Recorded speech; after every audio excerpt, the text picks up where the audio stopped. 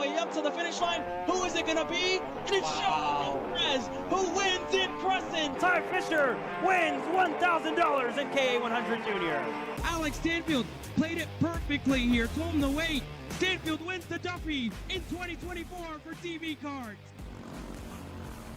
Amarillo Kart Complex is now the official distributor for TV Kart in the continental U.S. Become a dealer today. Champions aren't just born on the kart track. At SimShop, we deliver professional-grade simulators with the best performance-to-price ratio in the industry. Founded by racers who understand what you need, our SimMagic and Moza equipment is powerful enough for the pros, yet affordable for everyone. With unmatched customer support and a thriving community, we're your racing partner. Visit simshop.com today.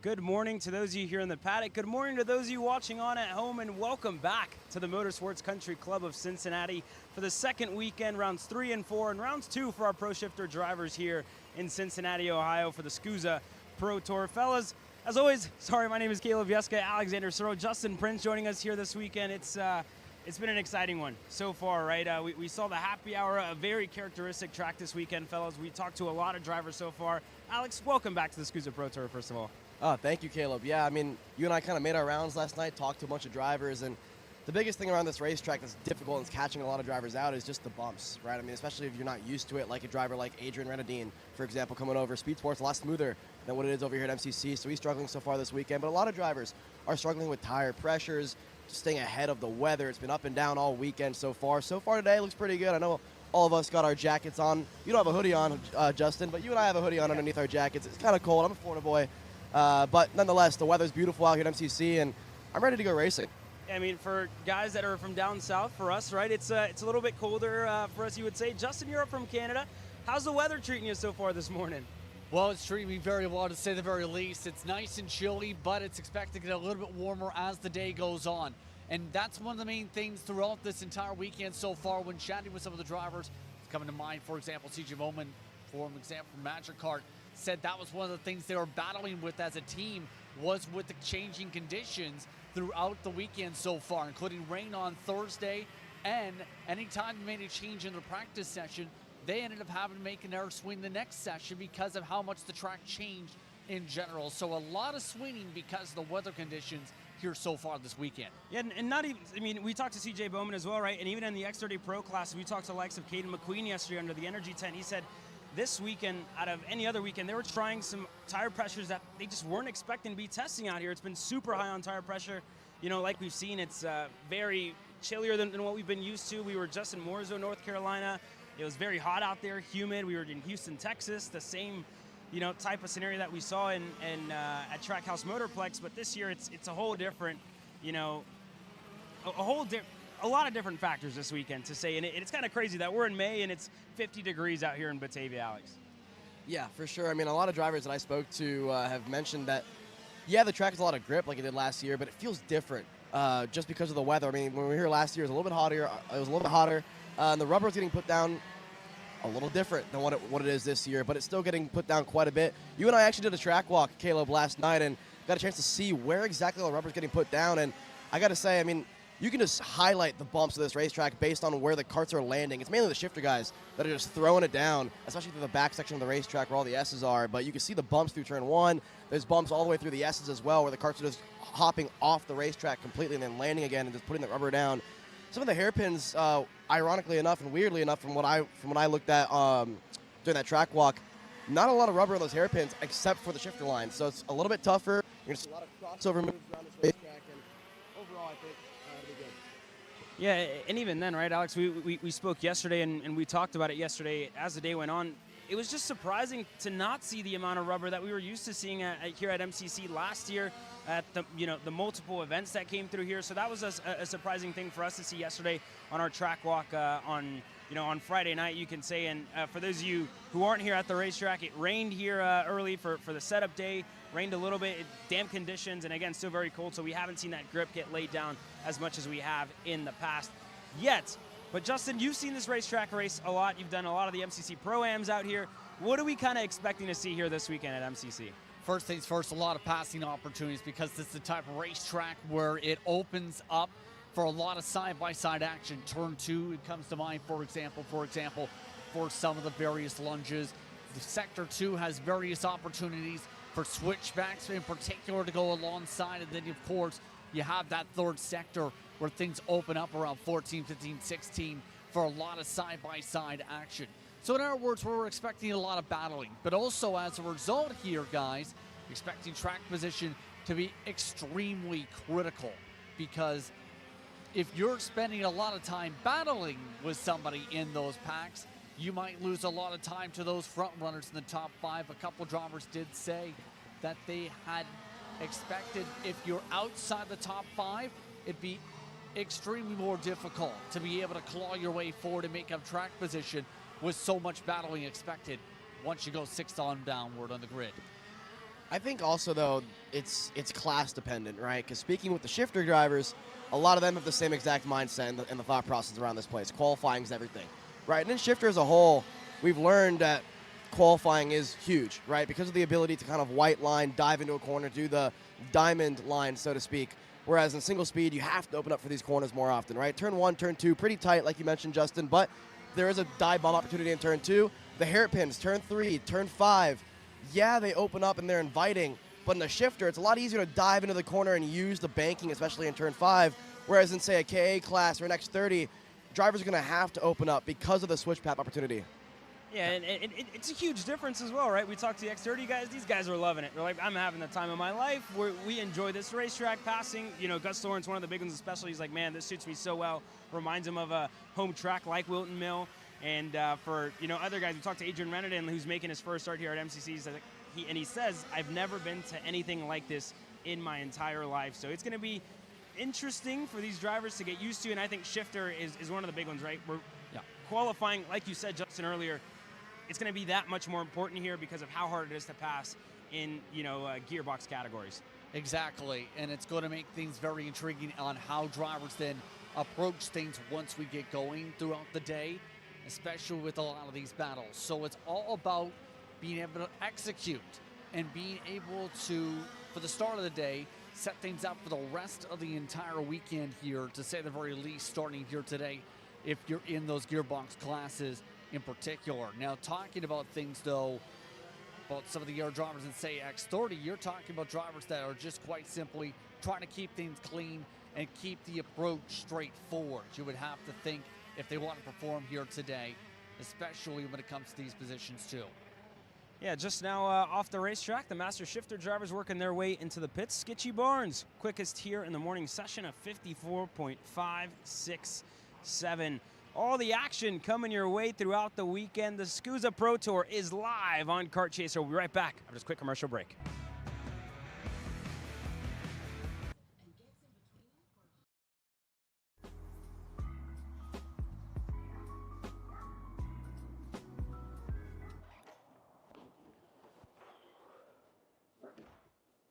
Hey, what's up, Caleb?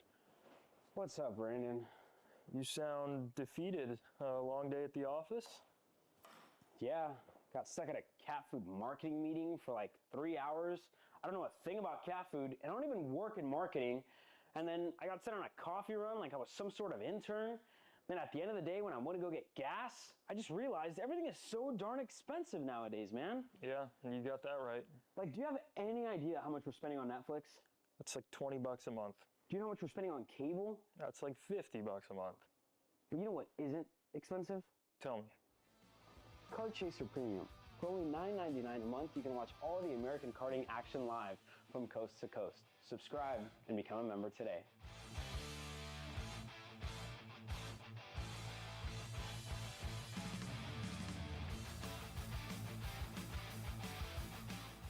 Paulie Massimino wins in KA. Paulie Massimino is a winner in OKN Stars. Take your driving to the next level with one-on-one coaching from 2024 OKN Stars champion Paulie Massimino. Kart rental options are available if you'd like to keep yours at home, and drivers in all classes are welcome, from Briggs 206 to Mini to KA100 and X30. With in-depth data analysis, onboard video footage review, and lead follow on-track sessions, each private coaching session will see you end as a more complete driver than when you started. Book your coaching session now. This is Henry. Henry feels sad. Henry feels sad because it's time for his next big race and his go-kart is in bits. Henry doesn't know that Acceleration Kart Racing is the United States #1 shop for all of your karting equipment needs. Henry also doesn't know that Acceleration Kart Racing can deliver anything from tires to race suits and even wheels directly to your front door or to the racetrack itself, quickly and efficiently, with tech support available 6 days a week. Poor Henry doesn't even know that Acceleration Kart Racing offers free shipping to mainland USA on selected product if you spend $200 or more. Do yourself a favor. Go to accelerationkarting.com and make sure that you are never left stuck on the pre-grid with Henry. Be smart and don't be like Henry. Florida kart racers, you asked for it, and we're going to bring it. Introducing Florida Karting Championship, FLKC, a brand new racing series coming to Florida in 2026. Welcome back here. KA Senior out onto the racetrack, and so far this year in KA categories and across the national circuit, it's been all about Brandon Jar's Crack Racing, Paulie Massimino, James Overbeck. They've been on an absolute tear, Alex. We saw them out at Trackhouse Motorplex, a home weekend for them there, and I mean, super impressive. Double duty for Paulie, only our reigning champion here at the SKUSA Pro Tour, James Overbeck, back this weekend at a track that's treated him quite well in the past. A home race for him this weekend as well. Yeah, well, as one driver loses it here in the exit of turn number 1, this is a corner that can be very tricky. I mean, in the KA Jr and KA Senior package, it's flat out, right? Yeah, but it's much better now, right? I mean, a huge shout out to Sean Bailiff, the entire MCC crew for expanding this corner. A year ago, this driver here on the Sodi machine would be in the wall. He'd be in the wall, you know, maybe even in the fence at this point, but a huge, you know, for the hard work that they did, you know, went back to the drawing board after seeing the incidents that were occurring here in turn 1, expanded this runoff area, and we've seen it work out, right? It's definitely paid off. So for Greg Heeman and for Sean Bailiff, you've seen the changes at MCC, and they're definitely working. Yeah, it's a great point there, Caleb. Like you mentioned, I mean, we saw a couple of wrecks there last year, and I know that was priority number 1 for Sean Bailiff and Mr. Heeman there to just get that fixed, get everything moved over, because the last thing you want to see is some incidents in turn number 1, and I think it's going to help quite a bit, because even with the barrier where they placed it, there's still another 10 feet before the fence anyways as well. So this is important. Turn number 1, it's where all the starts go off, and you have, you know, 40, 50 go-karts attacking one corner. It can get a little sketchy. But what I was going to mention, the reason why you might think a corner like this, you know, a left-hander, flat out in a KA, but it's so bumpy. And you can't really tell on the cameras, but you can look at the ground and the way it's paved and just the bumps on the racetrack highlighted by the tire marks on the ground. It is not as easy as it looks. Yeah, and I mean, we myself, Alex, we had a big conversation before this. Both of us are, I would say, avid golf fans. We're not quite good at golf, but we were talking with DC yesterday with eKarting News, talking, like, what would you compare this to, right? We said Augusta, the country club feel, the nice grass, always nice and cut. It's a hard, if you want to say course to play, right, or a hard racetrack to come out here and be good at. It's definitely one of the harder ones. So we compared a little bit to the Augusta. Still up for debate for those of you at home. If you guys are watching, want to be a part of it, we'll see. I know, Justin, we talked yesterday, and I don't know if you watch much golf over. You guys definitely have golf in Canada, but you know, yeah. I mean, what would you kind of say to a racetrack like this that you've been to for the first time, that you've seen so many times on the virtual side, now coming to it? Did it live up to the hype? I guess you can say. I think so. I think it's lived up to the hype, absolutely, because this racetrack brings that extra bit of character because it's one of the more modern facilities in the country. It's got the opportunity here to be able to represent here at the national stage once again here this weekend. And when calling things, when it comes to the Pro-Am side of things as well here, you can see a lot of comparisons to how these karts are going to race and battle out here at a racetrack like this. And once you get the national seat, with the opportunities to pass, with the opportunities set up around the facility. So this racetrack is a beautiful racetrack, I will say, to be able to come and visit and see some karting action in person. Yeah, and so far for Diego Ramos, we talked to him earlier this morning, Alex. He said he was struggling a little bit on the X30 side of things for the 125cc, but in 100cc here in KA, a good showing so far this morning. Quickest overall, Quentin Angeli in second, back to Mossman, Luque, Finnegan, Bailiff looking to get a home win here at his home racetrack, and I know that would mean a lot with his brother as well in the Pro Shifter category, fighting for a championship here this weekend. And speaking of him, you know, it's a different feel for him. This is a racetrack that, even though, you know, he lives on property, lives a couple of feet, you know, away from the asphalt, it hasn't treated him all too nicely in the past. We look back to the Stars Championship Series here, dropped a tire in turn number 1, was in the wall at the end of it. Finished on the podium finally last year here at Stars, and at SKUSA just couldn't get anything out of it. And this weekend, he's been quick. He's been up there with Jay Irwin, but again, it's for the Bailiff boys this weekend, they're definitely going to be looking to protect home turf, I guess you can say. Yeah, well, he mentioned to us, right, it's nerve-wracking. I mean, for any driver, no matter how experienced you are, no matter how much of a pro you are, there's some level of nerves that go into a race weekend, especially a weekend where Bailiff can go out there and extend a points lead and, you know, go after his first national title since 2022 and on the WKA side of things. So for Gavin Bailiff, this is his first year and he'd admit to it too, right? Where his first year in the shifter package, where he feels really comfortable on board that machine. And I think that was one of the things that I mentioned to him this morning was, listen, I mean, part of it is, you know, yeah, you're figuring it out, but that's it, right? It's not one of those things where you just rapidly, you know, got faster. It's years of work in the shifter package. It's not a class you can just jump in and be fast at right away. And, you know, Gavin's proven that it takes time, and he's finally gotten to that point. And I think this is, I'm gonna say it right now, I think this is the weekend where at least he hopefully breaks the bad luck streak. Calling right? your shot early here? Yeah. I'm not gonna say who's gonna win the race just yet, but I think Gavin Bayless got a really good shot. I mean, obviously home turf, there's a misconception about how much he actually drives around this place. He's too busy working most of the time here to actually do a lot of laps here. So in terms of who has the most laps around this place, I mean, it's still probably the Bailiffs, but they don't drive nearly as much as people probably think during the week. And so really their testing times are the same as everybody else's. Yeah, I mean, if anybody knows, you know, passing has been the biggest conversation on the shifter grid so far this weekend. If anybody knows how to pass out here, it's definitely going to be Gavin. But the 1 minute board getting set to fly in the air here. X30 Jr out onto the racetrack next. And we did a little bit of work yesterday talking to some of these younger drivers and seeing their progression as well across other national series and at the opening rounds. It's been, you know, it's been a fun class to watch. Last year we saw the likes of Dupuis up at the front and a couple of others taking the fight to each other. Speed Concepts coming out swinging this weekend. A good junior program with Travis Pettit, Ashton Woon, Sarah Bradley, and a couple of more drivers as well. I believe Tyrone Kemper Jr. getting set to hit the racetrack. But, you know, how about it for Speed Concepts? You know, the final practice coming up here shortly, Alex. Yeah, I mean, we saw yesterday during the happy hour sessions, we saw a really tightly knit field here. Top four separated by 500th of a second here in the X30 Jr side of things. Tristan Murphy, Alexander Vanchev, who's been the driver that I think everyone's been chasing all year long on an RPG package. He's been quick. Sarah Bradley, Arthur Barbie as well. They're third and fourth in that happy hour session. So you mentioned it, right? Speed Concepts coming out swinging here in the X30 Jr side of things, trying to take it to RPG and Alexander Vanchev. Justin, I know you were talking to some of the younger guys as well yesterday. What were they kind of telling you after you know, one of their initial days of practice here? Well, the main thing that I got in terms of what some of the discussion was, there was some positivity in terms of what they were expecting, but it was all about trying to make sure the adjustments were right? Because making sure they're in the ballpark, on speed, making sure they were able to set things up for a good morning on the Saturday for the qualifyings, and then go from there in terms of the rest of the weekend. So it's a simple mindset that I got at least from the drivers when talking things over, but for the most part, they know that this is a challenging racetrack. They know this can be tricky in terms of their karts. They know you have to respect the bumps in the way of similar to like a Sebring almost in terms of the sports kart side.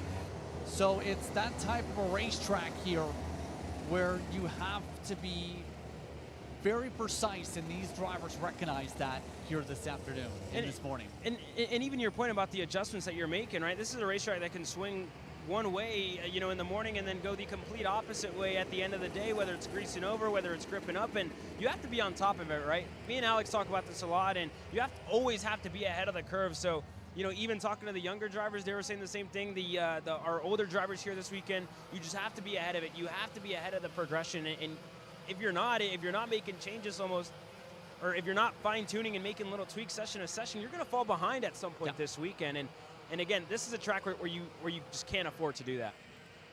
Exactly. You have to be able to keep up with it. And Alex, I think you can touch upon that too, where you have to be able to make sure you know where you need to go in terms of the tire pressure, but also making sure you also have that chassis going the right direction in the first place to handle all these bumps. Yeah, I mean, this track, it's no different than any racetrack that you go to in terms of staying ahead of the setup. But with this many different variables around a racetrack, that's what makes it tough. And I think a lot of teams are starting to really get caught out by it. The different weather that we've had throughout the weekend so far. Some drivers we've talked to running double duty, right, whether they're running KA100, some are able to fire up the blues. Some maybe can't get the reds to work for them as much as other teams can, right? And that's been one of the talking points as well, is just which teams can get those tires to work in that window. Because we've had teams say, listen, I'm going out on low tire pressures, not working. I'm going on high tire pressures, not working. You go in the middle, the tire never really came in, and all of a sudden that's what's been catching people out. And you know, you change tire pressures not only for weather, not only for amount of lap times, but the surface of the track, the bumps of the track. We've heard it actually makes a big difference going up on tire pressures, going low on tire pressures, depending on the chassis setup as well. So there's so many different things that can go on inside of a tent, inside of one driver, mechanic's mind. And I think that's what makes this racetrack so unique and so fun. You were a driver coach, or I guess you still are a driver coach. You know, what are you looking at a racetrack like this? Like, right, we talked to Ramos earlier, to McQueen, and they've said a lot of feedback about flat sliding through the corners, like turn 1, and a couple of the higher grip corners, right, where you find that you're flat sliding. Explain that to the viewers at home. What's going on in the car? What are you looking to adjust here at MCC? Well, I'll use an example. Diego Ramos, we spoke to him. He's been struggling this weekend on the X30 side of things. KA has been great, but X30, they just can't make it work. And what he said is, listen, you know, we go from one end to the other. We either are having too much front end and we're starting to rotate too much. The rear starts to what we call flat slide, where it rotates, but not in a good way, where you're keeping the speed and maintaining. You're starting to get the engine bog, and it's just using all surface of the tire. And if you looked at his tire after one session, it didn't look great. He's using those rears too much. Okay, so then you say, I need a little more rear. You lose so much front, you're starting to get understeer. And on a track like this, you don't get a lot of aero wash, but it's enough that if you're behind somebody, it's tough. So back to your question of what am I telling my drivers, first of all, we got to get the setup right. We got to get it dialed in, right? Whether it's we need more caster, need more turn, and need to get that rear to pick up and get the rotation that we need. And then once we do that, we need track position, right? We need to go out there and get a good session in this warm-up, and we got to qualify good. And it's easier said than done. Yeah, at any track you want to qualify good. But around this racetrack, yeah, like Justin mentioned, there is passing opportunities, right? In the single speeds, I think in Shifter it's a little bit different, but this racetrack is so rewarding to drivers that can qualify good, because I think there's such an advantage to being able to control the pace around this place. Yeah, and even then, right, it's going to be critical this weekend. I really can't find better words than critical this weekend to put everything together. A couple of storylines coming into this weekend here for X30 Jr. RPG gains another driver, Royce Vega, coming back from Europe. Former Supernats champion, moving up to the junior ranks early, only 11 years old for Royce. Just outgrew that mini Swift class a little bit too early, but he's gotten up to grips with it. Has been up there with Alex Vanchev, and that's huge for a driver like Royce, right? He's a rookie this weekend, trying to learn from a guy like Vanchev, who's been driving really, really well all year long, getting himself in race-winning contentions, championship-winning contentions earlier this year at the SKUSA Winter Series for our preseason, and I mean, he's showing it, right? Those two boys are showing it. I was right on cue there. A 57.3 for Vanchev here in the morning. Royce Vega in second with a 57.5. So great progression for them. And then Speed Concepts just right behind with Tyrone Kemper Jr., Ashton Moon, RPM back to Tristan Murphy. That's impressive for a driver that still has at least 2 more full seasons in X30 Jr to go in his career before he moves up. It's about 3. He's only 11 years old. He's got to turn. He's got to turn 14 here first. This is, yeah, it's something that, I mean, I don't think I've seen this quick of a move up and already be on pace since, I mean, I guess Lucas Palacio did pretty good when he moved up to X30 Jr and still is an X30 Jr, but it's tough. I mean, these drivers, they're no slouch, right? Vanchev, Pettit, Woon, all these drivers that are just so quick. And for Royce Vega, we know he's a monster on you know, the cadet side of things. We know he's been really dominant in mini and micro, but to move up to junior, to move into an RPG team that has a driver that's been dominant this year in Alexander Vanchev, and to be right there in his coattails is impressive. Yeah, again, a couple of other drivers returning here this weekend from overseas. Alessandro Truchot back with us this weekend. I believe double duty for him in KA Jr and X30 Jr as well. I'm looking down the Mini Swift grid, and I see Win Gottschalk back with us here this weekend. A great win for him over at WSK a couple of weeks ago. Colton Schniegerberg was out there, and our very own Josh Bergman as well. So a huge showing for our drivers that are, I guess you could say, local to the U.S. I know went out of Curacao, but great to see him back here with us, fighting for a SKUSA Pro Tour Championship here this weekend. Justin, so far so good, I would say, no, for I guess your first SKUSA Pro Tour. Yes, so far so good in terms of the in-person action. So far so good for the practice sessions. These drivers getting themselves some important information here in this warm-up for today's qualifying. We'll be right back. Quick commercial break. Mini Swift next to go out on the racetrack. Brandon, why are there all these charges for just over $200? I'm tired of all this Brandon business, okay? Brandon this, Brandon that. Why are there all these expenses on AKR over $200? We know, okay? Take a walk with me. At Shop AKR, they have everything you need to start racing at a very cheap and affordable price. They have MXC rims, they got chains, electrical stands, tillet seats. They got MXCs. And if you didn't know, on top of that, any purchase in the continental US over $200, that's free shipping. Hey, aren't you supposed to be in the AKR Anonymous meeting over there? Dude, I'm doing a commercial. Dude, we have no time. It's about to start. Stop. We all love Shop AKR. Me? More than others.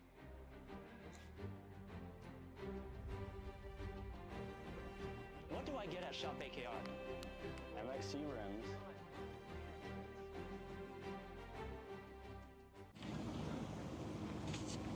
Kyle, what are you doing? It's got my new Greyhound seat. You don't even have a cart.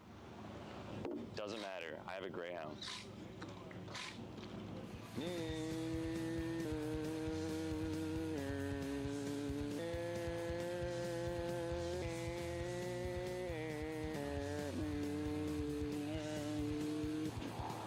Who the f is Kyle Cuthbertson? Doesn't even have a go-kart. Doesn't matter.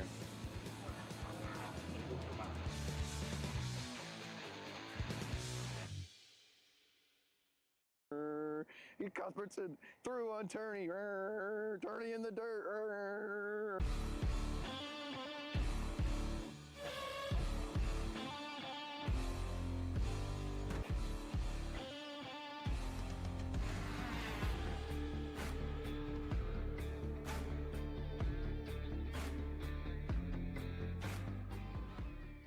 Attention Superkarts USA drivers. Be sure to order your complete photo package from On Track Promotions. All drivers receive a minimum of 40 photos from throughout Friday, Saturday, and Sunday with instant access from our automated delivery system. Visit otp.ca right now to get instant access to your photos.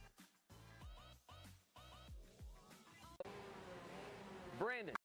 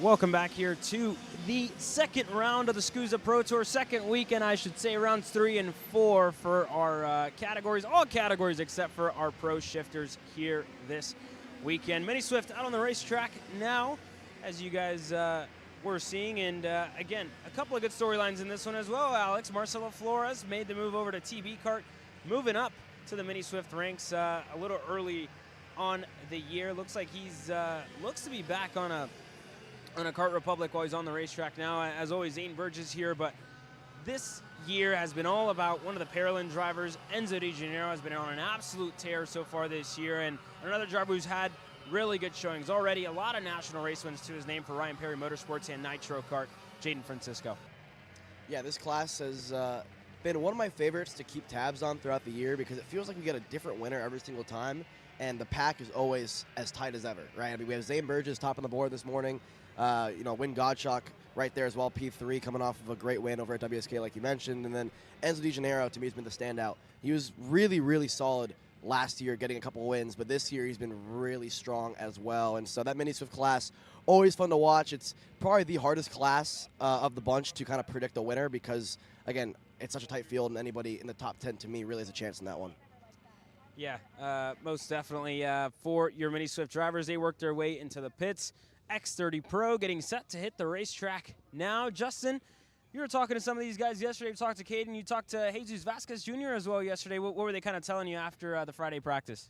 Well, when it came to Vasquez Jr. in particular, he was talking about how things were in terms of the chassis choices that these teams may make and have made for this weekend. We touched upon some of these drivers expecting softer chassis was the expectations just because of all the bumps from Vasquez Jr.'s camp, because it's racetrack, because if I feel like if I have a harder one, you're just kind of doing yourself not a favor compared to a softer one in terms of what you would expect in terms of the chassis feel, in terms of being able to maintain speed, and with how bumpy it is, you need to have that flexibility here today to be able to make sure you roll around here. And it's also the main thing on getting in the top 10 was the main focal point for a lot of these teams.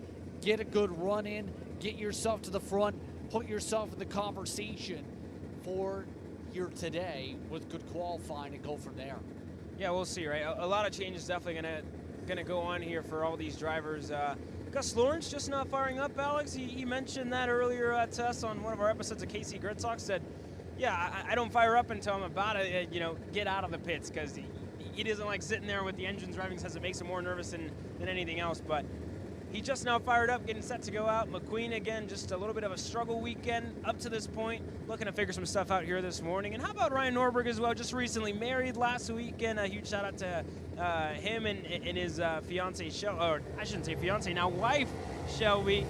So a huge congrats to them as they work their way out onto the racetrack. I'm just looking now. Peyton Phillips back with us this weekend, racing in the X30 category with us as well, and a couple of other returnees, some standouts. Ruben Moya put it on pole position at Supernats last year, back here this week on an X30 Pro, and Ty Fisher now working his way out on that lime green TB Kart USA machine. Yeah, well, let's go back and take a look at how these drivers fared in that final, in that happy hour session last night. I mean, we had Gus Lawrence top the board, and speaking with Gus last night before the for a little press conference there with a couple of the drivers in X30 Pro, Gus said, listen, I didn't feel like the lap was that good in happy hour, but he got a great tow, right? And that's what matters. And so it seems like Gus right now, speaking to different teams, he's kind of caught a lot of drivers out in terms of his one-lap pace, right? I think overall during race pace situations, I think the rest of the field feels like they have a chance there, but Gus just seems like he has something on the field in terms of his one-lap speed. Looking at it right now, Gus has kind of gapped the rest of the field here in the opening lap of the warm-up session, which could be a couple things, right? It could be drivers, just backing it up and giving them space, or it could just be Gus on that out lap, on those cold tires, feeling more confident than the rest of the field. We'll have to wait and see how it all pans out. But further back, we had Massimino, Garrison, and Grotto with the DNF as well yesterday. I think Isambard going fourth is the biggest one to me, because he's a driver that has had limited seat time this year with the rib issues that he had early on in the year. So for him to come out and be top 5 in a happy hour session in a single-speed chassis that he doesn't drive that often is pretty impressive to me. Yeah, super impressive for Isambard, right? And you've seen him drive everything at this racetrack. We saw him drive KA last year. 2 years ago, he was on a shifter for Sodi. Now with Rocket Racing Company, found a home, and seems to be doing quite well there. And quite well so far this morning in X30 Pro competition.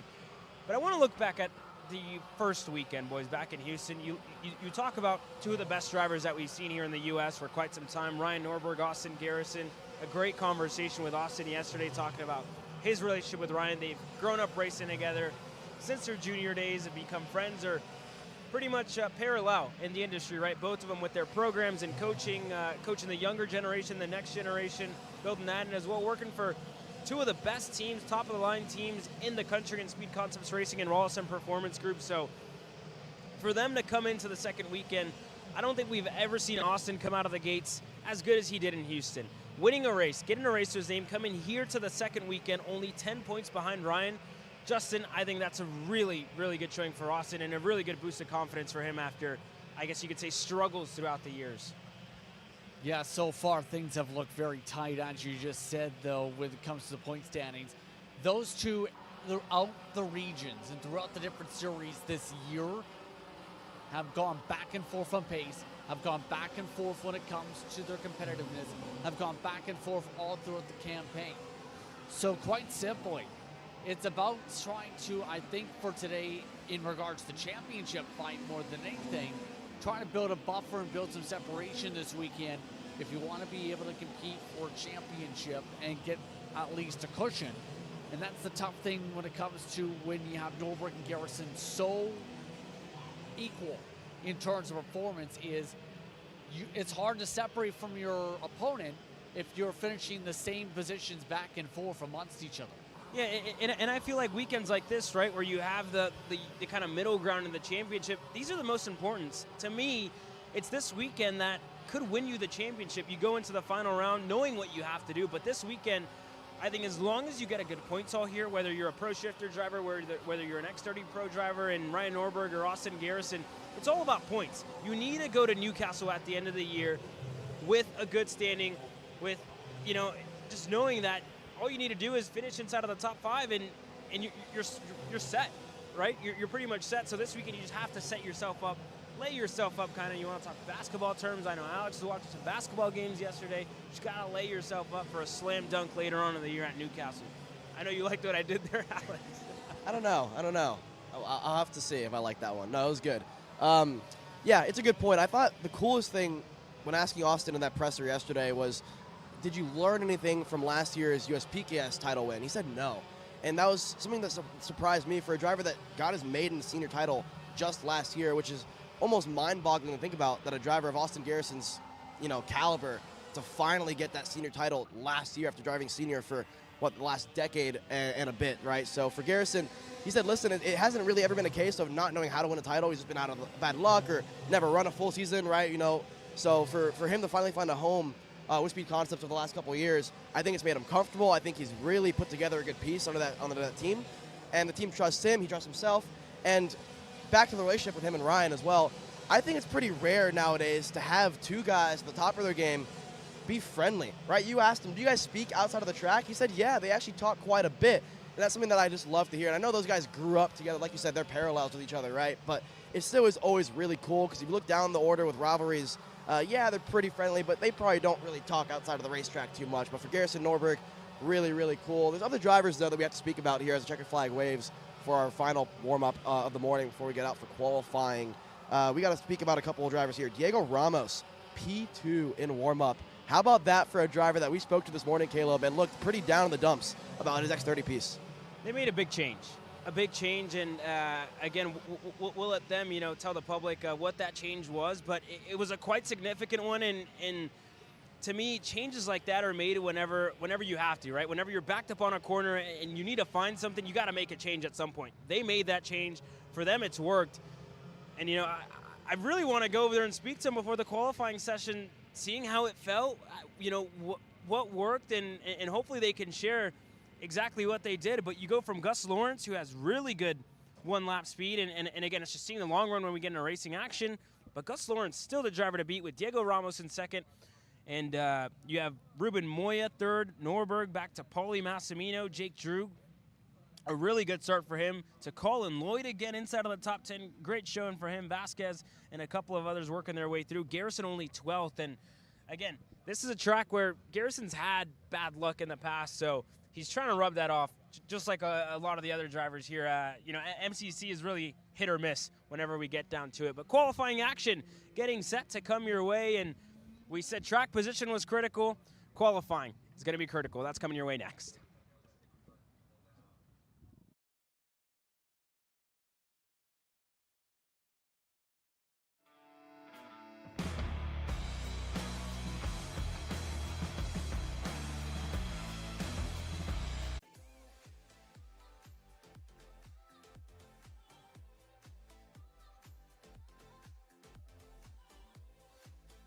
Are you looking to take the next step in your racing journey? Well, look no further than PitFit.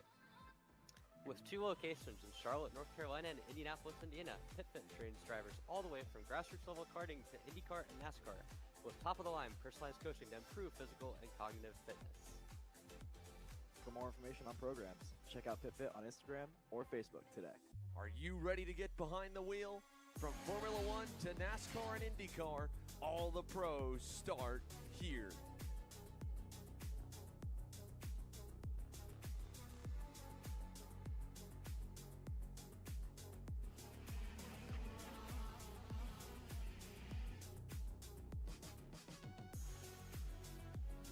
For more information, check us out online at mcckarting.com or call us and go racing today. So you finally want to get behind the wheel, huh?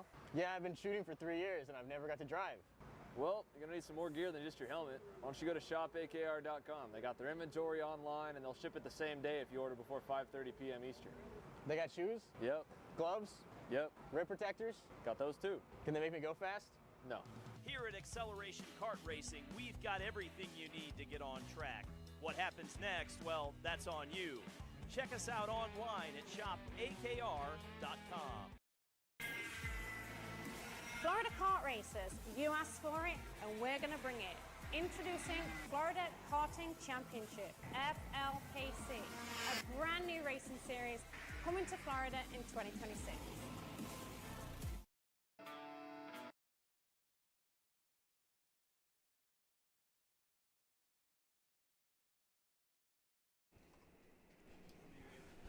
Well, the wait is over. It's time to qualify here for round 3 of the SKUSA Pro Tour. As always, my name is Caleb Vieska, Justin Prince alongside me in the booth.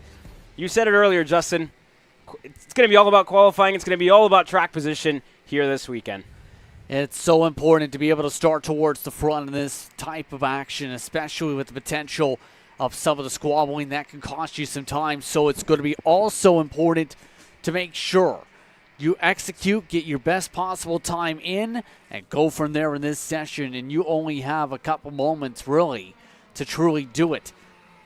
You have only a couple laps, truly, to get your best opportunity. So you better put yourself in the prime chance to put up that top time if you want a shot. One driver already in the grass, not starting off well. And these drivers have struggled to get out of the grass this morning.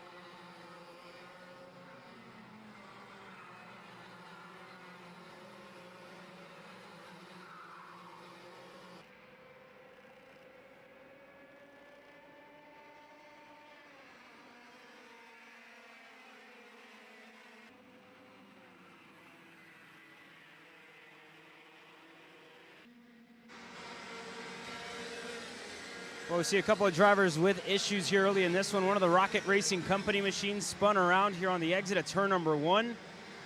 Yellow flags waving in that first sector. I think that's going to be it for the qualifying session for that driver. But again, just definitely a track that bites back here, fellas. Yeah, very quickly, this track just has that chance to snap around and cause some troubles. Already frustrations popping for the 853 machine from that spin situation. But the rest of these drivers quite simply have to know you have to find that edge between overexerting those track limits and being able to keep yourself on the pavement, but also losing yourself time. We'll have to see where things fall as the session sees the checker flag wave. Davis Henry currently the quickest of 59.662. Back to Darren Kidd, Arthur Barbie. Edgar Rodriguez finding himself in the second group here in KA Jr Qualifying. Luca Popescu in 5th. Go back to Jackson Baldus. Alessandro Truchot, surprisingly, Alex, in this second group finds himself in 7th. So, again, split in half here. Only 22 drivers out on the racetrack that time by. We have our A group getting set to go out. Alexander Vanchev going to lead us away with, as well, it looks to be Valentino Santillan. And this is a good start for Valentino so far this weekend, Alex, to get himself up at the front on that Parolin machine, putting himself in the fight for a driver who just recently moved up. I guess has been only in the junior class for a year and a half. I think even less than that, maybe only a year now. Really impressive to see him go fastest in happy hour and leading this field away. Yeah, it's been good so far, but like you mentioned, we have the fast group now to go here at Caleb, and this is where we can see lap times continue to fall. I mean, we can expect lap times in the low 59s, most likely, maybe the high 58s. If we compare it to what we saw yesterday during the happy hour, 58.6 from Valentino Santillan in that final practice. So we're nearly a second off here in the qualifying session of group number 1 at 59.6 from Davis Henry. So let's see what this second group can do. This is the fast group of KA Jr. Got to make it happen here in 3 laps. Not a lot of laps here to get things fired up and get a good lap in. We've heard a lot of drivers say that they're struggling to get the tires in a proper window. Either they're overheating them too early or they never get into that window where they like it and they can get a nice lap in. So with, you know, an out lap and 3 burners, it's going to be tough, and that's going to be one of the hardest parts of the thing in qualifying. And I think it's really underrated as we have a spinner there in turn number 5. Valentino Santillan looks like one of the REM machines. I believe that could be Cole Medeiros, who's in the grass as well, and he looks to be stuck here, Alex. We'll see if he can get fired up. I believe that's Medeiros, and Santillan was leading this field away. So that's the 867. Yeah, that's Leonardo Saravalli here. Wow. On the 867 machine. He's spun around, trying to get his go-kart back on the racetrack. It's tough to push out of that grass, and if and when he does, yeah, he's got it out of the grass now, but you're by yourself. And in a KA class that we know the draft is huge, even around a track like MCC, being by yourself is really difficult in a 3-lap qualifying session. He's almost better off to back out of it here and see if he can catch up with this group of Vanchev and the likes of Nate Dupuy as well. So getting our first real lap fired up and underway as one of the AKT drivers off in turn number 1 as well. So it looks like, again, colder temperatures, cold tires, catching a lot of drivers out here at lap number 1. Yeah, indeed. I mean, Justin, you've seen the first lap, right, from our faster group. You know, is this really what you expect to see out of a qualifying session with, you know, a couple of mishaps? Definitely, I would say definitely not ideal. Yeah, definitely not ideal to say the very least, but it's not a surprise to me fully with the cold tires right now because the temperatures are still around 50 degrees. The track temp should get warmer as the day goes on to something more standard you would expect. But for a lot of these drivers, the temps aren't going to be there on these tires to be able to put in full-on flyers or rather grip up the racetrack like you would in just a few lap span. So we'll see how these drivers really get themselves going as we start to move forward on the board. Yeah, a couple of movers already. This one's going to, I think, come down to the wire as it goes on. Vanchev still leading this group away with Nathan Dupuy right behind him. Travis Pettit on that Speed Concepts racing machine next in line. And then Max Weiland. And then that's the group That's up ahead. A couple of the J. Howard driver development karts leading that second pack away there, Alex. Yeah, we have pretty much two different stories going on here in this qualifying session, right? A group of three, and then a duo led by Max Weiland, and then a huge group of about 6 to 7 go-karts headed by one of the J. Howard driver development machines there as well. So lap number 2 getting completed here. Let's see if we see any big movers to the top of the board. Right now, it still looks like Davis Henry here is going to hold on right now, as now it gets reset. Pettit to the top of the board. Pettit, Dupuis, Weiland goes to third as well. Max Weiland, a driver that we can't fail to mention, got his maiden national junior win over at Trackhouse a couple weeks ago, and we saw how ecstatic that entire Magic crew was, and especially for Max, it's been a thing. It's been an accomplishment that he's been trying to achieve now for so long, and it was so cool to see how much it meant to Robbie, to AJ Myers, to Max and his family and the whole crew. And so he now, I think, is, you get that, you break the ducky, and now all of a sudden the wins start to come. We saw it with, the likes of James Overbeck when he got his maiden win, and then all of a sudden the wins kept flowing. I think we could see maybe the same thing now for Max Weiland. You know what it's like to win, you know what it feels like, and you want to, repeat that feeling. But again, just in qualifying here, no checkered yet, so at least one more lap for this crew. Nate Dupuis, Nate Dogg, top of the board, 59.2. Max Weiland, 59.1. And he's getting that lazy toe off the trio of Nate Dogg, Pettit, and Vanchev. So I think Weiland right now is in the best spot possible for that money lap. Now Weiland's in a great opportunity right now with what he's been able to build up. Has that bit of a draft to work ahead by a couple kart lanes. Able to help him down the straightaways here. Weiland has been looking very good, but Murphy yet again has shuffled to the top of the board by 1/10 of a second. So Jackson Gibson is also in that mix, by the way. Just to close up that extra 1/10 of a second here.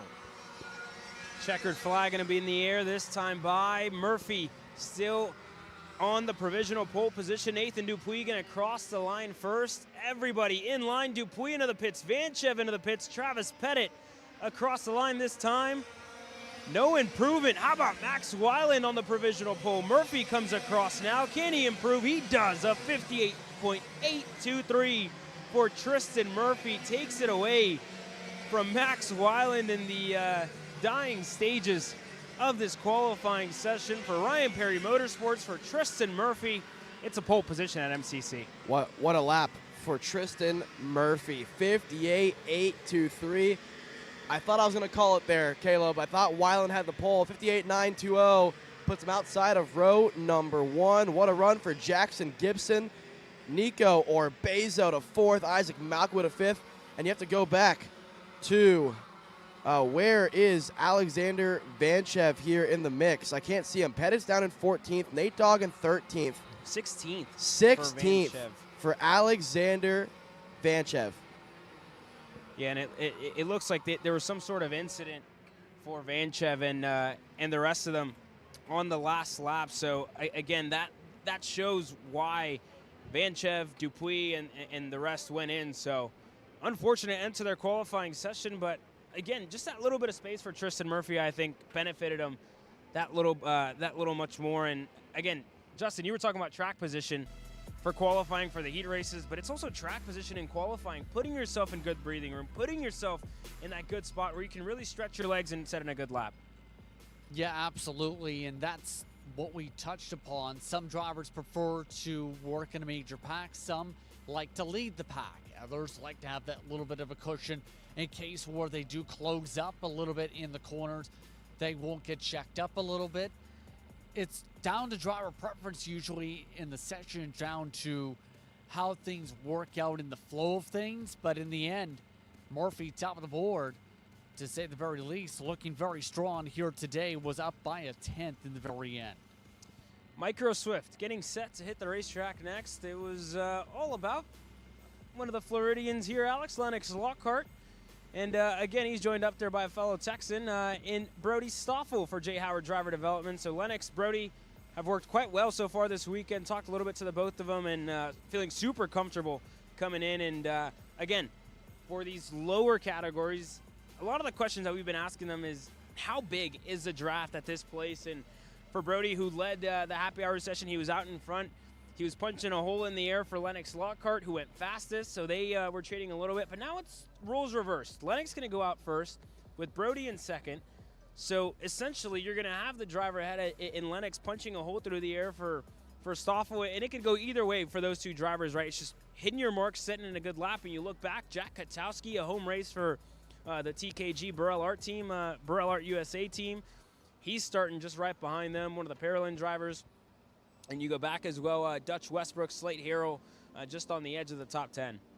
Yeah, I mean, there's a lot of storylines to talk about in this one. I mean, Dutch Westbrook enters this weekend as your points leader, but it hasn't been the strongest start to the weekend for Dutch, unlike what it's been like for Lennox, who in the first round of the SKUSA Pro Tour got his maiden national win in pretty impressive fashion there from 21st to 1st. So hoping for a much better starting spot in the main later on today, but obviously going to have to get through the pre-final as well. But before all of that is qualifying, and for a driver that put it top of the board in happy hour, and like you mentioned, Caleb, yeah, top of the board in happy hour with a toe off of Brody, roles reversed. He helped Brody get top of the board this morning in warm-up. To me, if I know that as a team and a driver, this is where you can see some games being played where, you know, if the toe is that important, and we know it is, especially with the lower horsepower classes, why would you want to go out first? And obviously Lennox has to line up first, but I wouldn't be surprised out of the pits here to see some drivers pull to the side and try to get a toe. We saw how important it was in the KA Junior class moments ago, and it's oh so important here in the mini and micro categories. You also don't want to waste time, right? Like you can put yourself and set yourself up as much as you want and put yourself in a better position, but there's also a time where you have to go, and you really can't waste any time, especially on a pit lane like we've seen already. A lot of incidents coming out of the grid, pretty tight, but it's just all about, it's a respect thing more than anything, right? It's giving yourself the respect. Okay, give the space, 1-1 and whatever, rather than everybody's trying to go through and follow 3 wide on the exit of the pits here, which never ends well. Yeah, Alex. there's a balance, right? Because like you mentioned, it's a short qualifying session, 3 to 4 laps, depending on how quickly you can roll out of the pits and get your first lap underway. But that first lap, that out lap into that first lap, you know it's not going to be your best lap, right? Lap 2 usually is your banker lap, which is a lap that we call it a banker lap because in case something happens and that's the last lap of the session, or it's the last lap that you can get in the session if you have a mechanical or you get wrecked in qualifying, at least you want to put something down on the table that you're happy with, and it'll start you better than, P last if something were to go wrong, right? So lap 2 is usually your banker. Lap 3, lap 4, those are the money laps. That's when the tires are at their best, you're at your best, and hopefully you found yourself in a window on the racetrack that you're at least content with drivers around you that are fast enough, right? But that's why I mentioned out of the pits, MCC's, it's pretty inviting to do so, right? You roll out of the pits, you go through turn 2, the quick turn 3, and then you have that long back straightaway where a lot of drivers you might see pull over to the side and, find a driver that they want to work with. Because the last thing you want to do is be the driver that's fastest by themselves, towing the rest of the field around and qualifying, outside of where you feel you should have qualified. So let's see if we see any games being played right now. Hudson Not Howard, a whole lot. going out at the back here. I think issues for him in the happy hour session as well there, Alex. So for Hudson Howard, who we've seen be quick out here at MCC, starting out at the back. And again, looking at the front pack, right? It's all about draft here in micro and in mini as well. I'd even say getting your tires up to temp. And, you really either got to make an agreement with the driver before this. I don't know how it's going to play out, how much these young drivers have been talking. But, again, a little bit of an incident here further back. One of the Magic machines, a Jay Howard development machine, and one of the Kart CRG USA machines as well seemed to be involved in that incident. I can confirm that Hudson Howard did not start the happy hour session. Wow. So that's big news, right? Because like we mentioned, you're going to have a chance to go through the field here in qualifying and maybe time a tow. But it's also tough if you're around drivers that maybe aren't as fast as you. It can be difficult to get the timing right. And like I mentioned, Lennox Lockhart let Brody Stoffel by. He's now second in that group. I got to say, I think 3rd and 4th right now is in a really good spot. And maybe Dutch Westbrook's in the best spot possible because you're that 5th driver.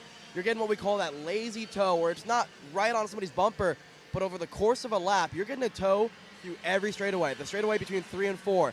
This straightaway right here between 5 and 6. All of this counts. Yeah, it's lap number 1. We're going to see lap times continue to tumble and get faster, but I think this is kind of the money spot, I want to say, for the Bennett driver. Yeah, I mean, Dutch Westbrook put himself in a great position. I mean, Justin, you saw these young drivers race out in Charlotte earlier this year. Who impressed you? Who are you keeping your eye on here in this qualifying session? Lennox Lockhart really impressed me down in Charlotte, for example. That comes to mind with a lot of the back and forth that happened at the front of the field with some of the battling ability that we've seen at Charlotte Motor Speedway and its go-kart circuit. Slade Harrell absolutely also comes to mind, though, that we've seen was a rocket ship in Stars competition in Charlotte, where he just ran away from the rest of the field in his respective kart. So I'm very curious to see how things go here today for these drivers, as Lockhart does start top of the board in terms of the banker. Slade Harrell down in 5th position. Dutch Westbrook holds on to 2nd for now in the first time around. Yeah, we'll see. And again, Alex, you can even see on the main straightaway, Lockhart closed down so much to Stoffel's rear bumper there. And, you know, it shows already. It's only hundreds of seconds. You talked about Westbrook being in the best position.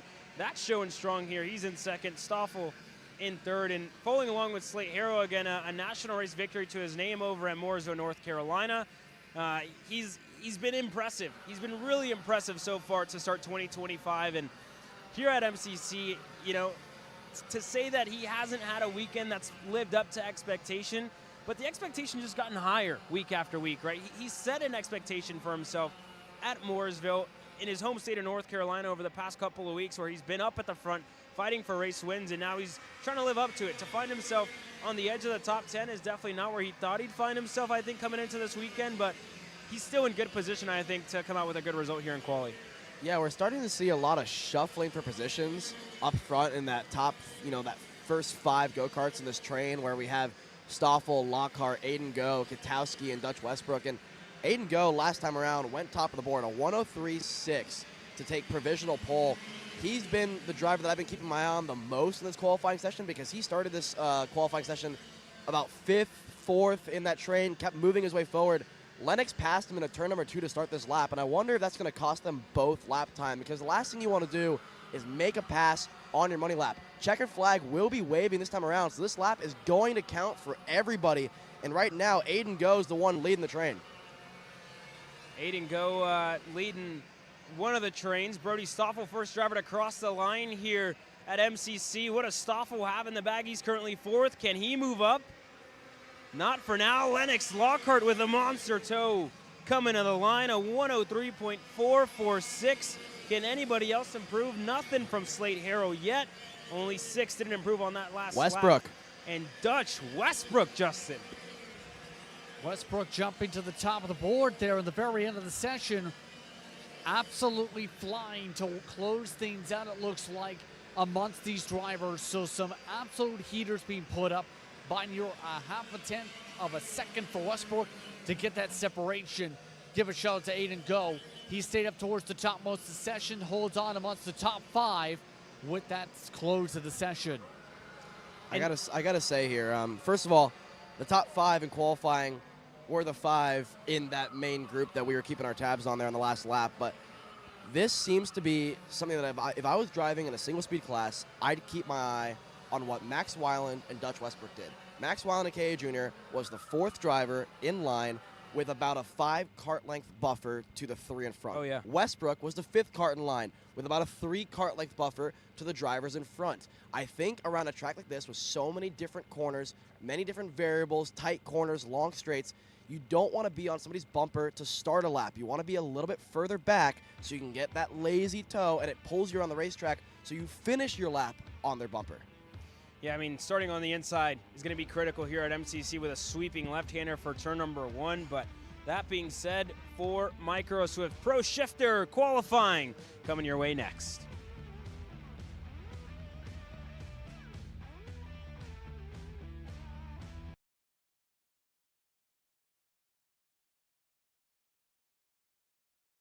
All the way up to the finish line. Who is it going to be? And it's Sean Perez who wins in Crescent. Ty Fisher wins $1,000 in KA100 Jr. Alex Stanfield played it perfectly here. Told him to wait.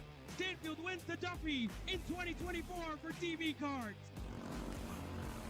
Amarillo Kart Complex is now the official distributor for TV Kart in the continental U.S. Become a dealer today. Champions aren't just born on the kart track. At SimShop, we deliver professional-grade simulators with the best performance-to-price ratio in the industry. Founded by racers who understand what you need, our SimMagic and Moza equipment is powerful enough for the pros, yet affordable for everyone. With unmatched customer support and a thriving community, we're your racing partner. Visit simshop.com today.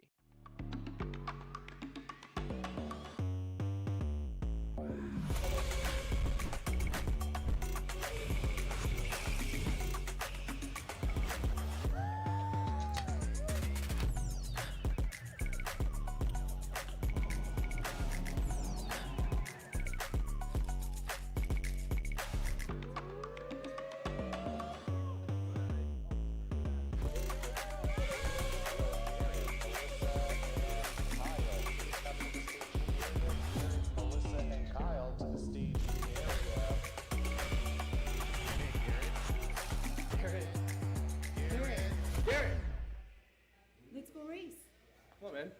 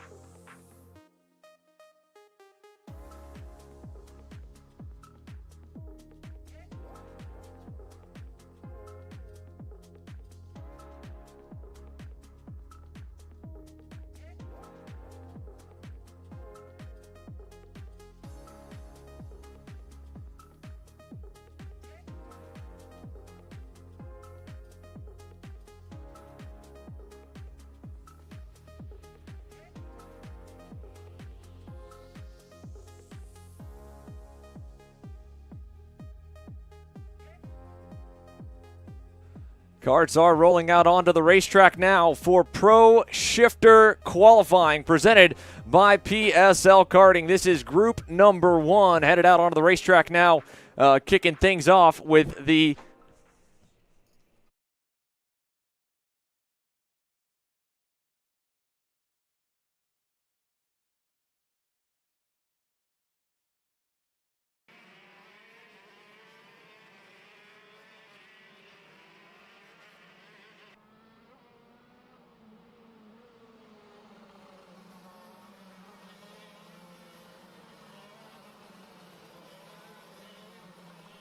Kicking things off with Pro Shifter Qualifying, group number 1 on the racetrack here, presented by PSL Karting.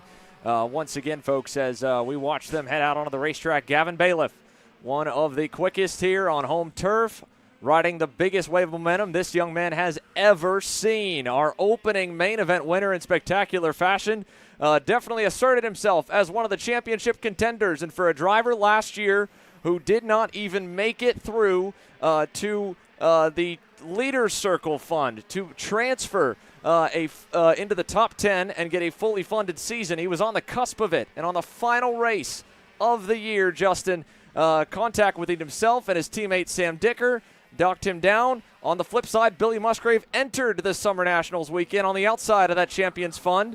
Not only did he punch his ticket into the top 10 to get himself a single-digit nameplate or number plate this year with the number 8, a fully funded season, $1,000 cash on top of that. He won the main event as the only driver in a head-to-head fight to come out ahead of Mateus Morgado in 2024, bearing down on him in the closing stages. Both of these drivers are the first two out on the racetrack as they were the fastest of this group. This is the even-numbered group here for for the qualifying format. The top 6 drivers will transfer through to Super Pole, and they're just now probably beginning the flying laps here. You, of course, have been on the grounds with Caleb and Alex throughout the day and throughout this weekend as well, Justin, with the cooler temperatures. What are the drivers saying? Have you been able to get any feedback of what they think may be the money lap if Tiffin, maybe later than the typical early push lap we're so used to seeing.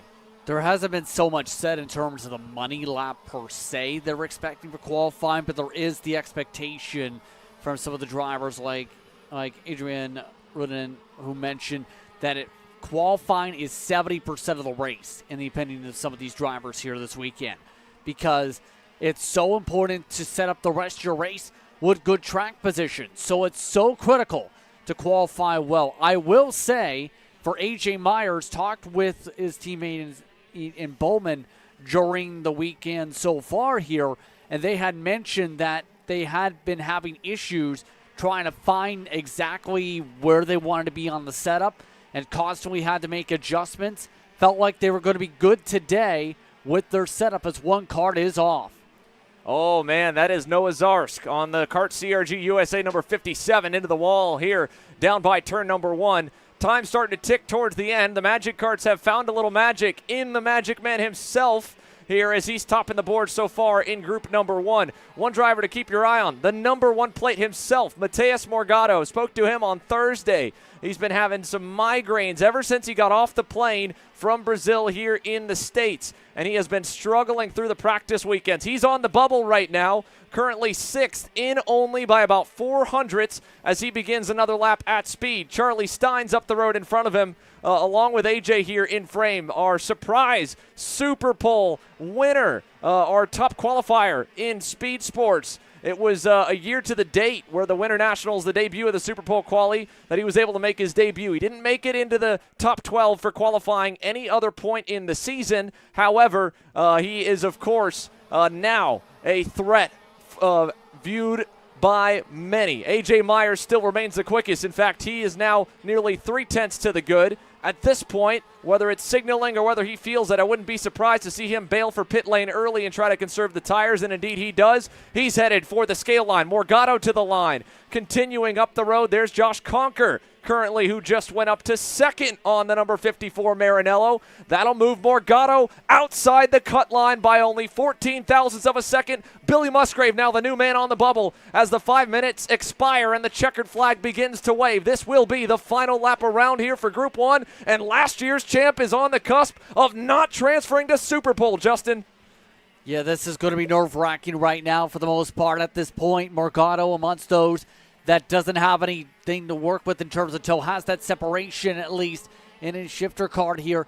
But the rest of these drivers continue to work. A lot of people still looking at the data amongst those teams to see what they can do already. Jay Irwin seems happy with what he's looking like at the times as the checker flag waves. Conker to the line. He's going to be well safe. Morgado's into the pit lane. Gage Korn to the line. Korn will stay inside the top 6 as Musgrave improves. But the reigning champ is outside the provisional cut line, and that last lap that he was working on will not be enough to go into the top 12 overall. So it will now be Mateus Morgado from the middle of the field. It'll be the furthest back he's started in his American Pro Shifter campaign. He has never started outside, I believe, of the top 10 positions outside of the SKUSA Super Nationals, where he was able to drive from 11th up, of course, to the lead in that spectacular main event from 2024. But how about that? AJ Myers transfers as the fastest out of group number 1. Josh Conker, 2nd in the group. Gavin Bailiff will transfer. Charlie Steins is in. Billy Musgrave is in. Gage Korn will be the last one in by 0.5 tenth over Morgado. Alex. Mateus, this is going to be the lowest starting spot in your career here on the pro shifter side of things in the States. How would you kind of sum up this qualifying session? Where do you think you're kind of missing it? Everywhere. Everything's so bad. Cannot really drive. I feel really sick this week, but cannot blame it on that. I'll keep trying, but I have nothing else to do. I think that's the maximum I can do. Thanks, Mateus. Thank you. You can hear him out of breath, of course, right in the scale line, Justin. What a great shot there by Alex and our on-the-ground camera crew of himself and Caleb Vieska. This is known as the most physical track of the three on this year's SKUSA Pro Tour calendar. Not only does it have a lot of lengthy radii corners with a lot of load, but you've got that infield section where you are mobbing the curbs, and, well, it's even tricky here on the outlap. Vincenzo Saraceno stuck it into the wet grass on the outside of turn 4 in that Presti Racing Croc Promotion entry. Yeah, and having a hard time being able to get the tires to move, and that's one of the main things that Caleb, Alex, and I were touching upon earlier on. Anybody that's gone off with the way the grass is this morning seems to get stuck, brings up a lot of smoke and a lot of tire spin. Takes a lot of work to be able to get out of the grass. In this case, they're able to get themselves out of the grass. So we'll see where these drivers put themselves up. As mentioned, some of these drivers, such as Irwin, going to be someone to keep an eye on throughout the rest of this session in terms of trying to figure out what they're going to do in terms of performance here.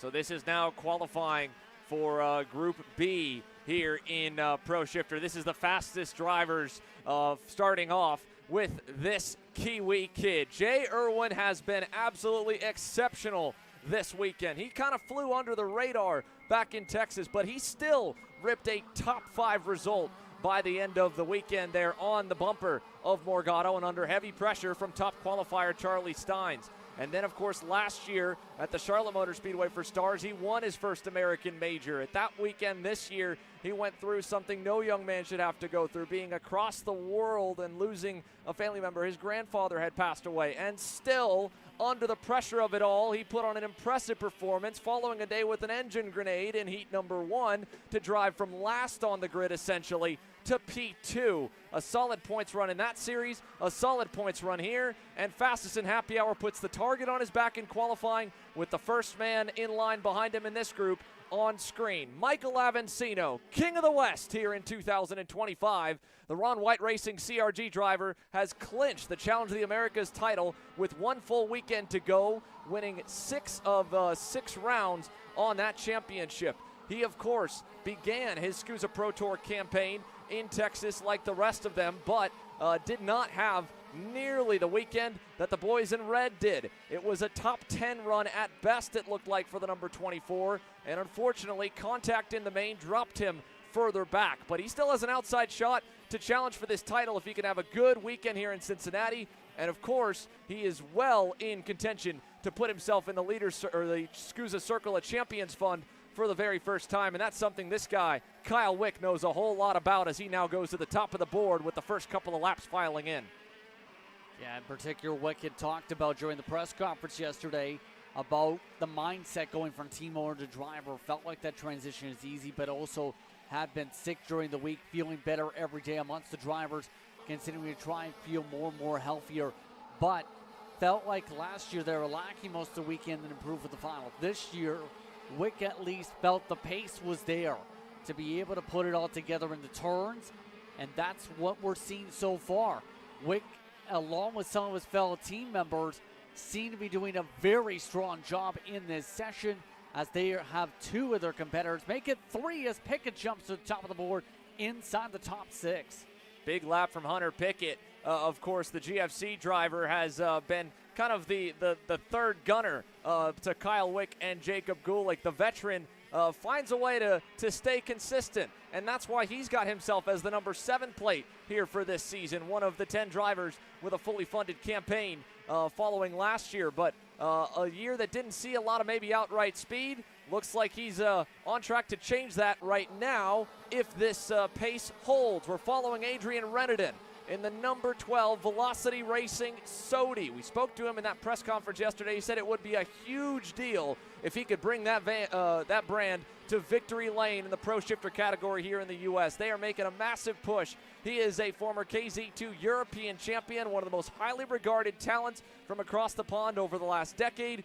Right now, though, he's in heavy traffic. Justin White up the road as the checkered flies is going to block him a bit, and he needs a massive lap right now as he is outside the drop zone by 1/100th of a second. Jacob Gulick on the bubble. Quarantine Russo on the Catalyst driver development at Talcart to the top. Wick Irwin safe to transfer right now. Pickett, Avancino, Gulick, but this group is a lot closer than the last. And Reneden catching Justin White on this final lap. The two drivers that are outside the cut line, and I think both of them are headed for the pit lane right now with that look over the shoulder as they begin to slow down. So I don't think we'll see any laps out of either one of these two. Let's see if anyone else on the final lap by can bump Jacob Gulick out, or will GFC send 3 of their 6 opportunities here for group number 2 with the black and white crew to super pole to the line. It will be. Gulick is safe. Hunter Pickett will pull it into the scale line there on the 36. Kyle Wick will transfer as well. 2nd, 4th, and 6th. Quarantine Russo, another driver looking for some better luck here this weekend from Houston as the Italcar driver tops the boards. But Adrian Reneden, our first man out, 10 thousandths of a second. The difference from Reneden to Jacob Gulick, and it will put him from a chance to fight for pole to now 13th or 14th on the grid, depending on how the lap times will blend with Mateus Morgado's group 7th on back. And the same for Justin White as he ends 2 tenths off of Reneden, Philip Namkovic, and Vincenzo Saracino, your top 10 from this group. Alex. Yeah, thanks, Xander. Adrian, what do you think happened out there in qualifying? Yeah, I think the pace now is really better. Just from the bad session yesterday, I start in the middle. I get stuck in my last lap, so I think I can do better. But at least I'm on the super pole, and that's the most important. Yeah, you're 1 out right now at the Super Bowl, so you're not going to be in the Super Bowl session. Okay, well, it's like this. We will work hard in the heat, and we'll see. So, from what you just learned out there at Super Bowl, you know, you talked about in the press conference yesterday how tough you think it's going to be to pass around this place. You're not in Super Bowl. You're at least going to start 13th. Are you concerned about the ability to pass around this place? Yeah, we'll see how the race arrives. I think there will be a lot of opportunity at the start, and after we try our maximum to make some overtakes. All right, thank you. Thank you. Adrian Reneden, obviously you could hear a bit of disappointment there. That is what this qualifying session is all about. 5 minutes and the pressure is on, and all you need again is to punch your way into the top 6 of the results. But sadly, he does not. Jay Irwin does. He, along with Hunter Pickett, Michael Avancino, Jacob Gulick, Kyle Wick, and Quarantine Russo, your top 6 transfers from group number 2. The best lap for Quarantine Russo was a 52.344, and I believe that may have been a tick better than most of the drivers from that primary group. So as we take a look into the provisional results and head down the tech area for the drivers staged up now for Super Pole, let's look back and see if we can do a little bit of quick math here, Justin, and try to figure out where the blend is going to be. Because when you go back to that group there, it is 52.234. Meyer's a little better, but the rest of that group a bit slower. And then for Mateus Morgado, his best time in that group was nowhere near where he needed to be as things stand. Reneden will punch well above him, but then I think Morgado should be safe for 14th. But smiles and a shrug there from Kyle Wick and crew. It looks like, again, a quick little holding pattern for them to make sure they meet or exceed the minimum weight in the scales. That would be the only way outside of a short tech procedure for any of them to get removed from the top 12 that'll be going to fight for Super Pole. But so far, so good as the drivers begin to wait by the sidelines here for a brisk morning in Cincinnati. You can see Pro Shifter, the reset, getting ready to begin. And Mateus Morgado hanging over there by tech. Justin, makes me think the story might not quite be done just yet, but Master Shifter will fill the time as we continue to get more intel down on pit lane. I think just wanting to see what happens and maybe discuss things with the fellow drivers, see what they thought about the qualifying session maybe in this regard. But these competitors getting all set to go, and what's been interesting for them, Sketchy Barnes so far, has been able to carry a lot of pace across the country so far. Wherever he goes, he's been amongst the quickest so far here on property in Master Shifter by Rocket Racing Company this weekend in terms of their performances. Glory Pegram going to be someone to keep an eye on, I think, too, here, Xander, in terms of pace, because he's run a fair bit here in terms of the club scene as well. amongst one of the drivers that has plenty of experience here at this facility. Yeah, Adrian.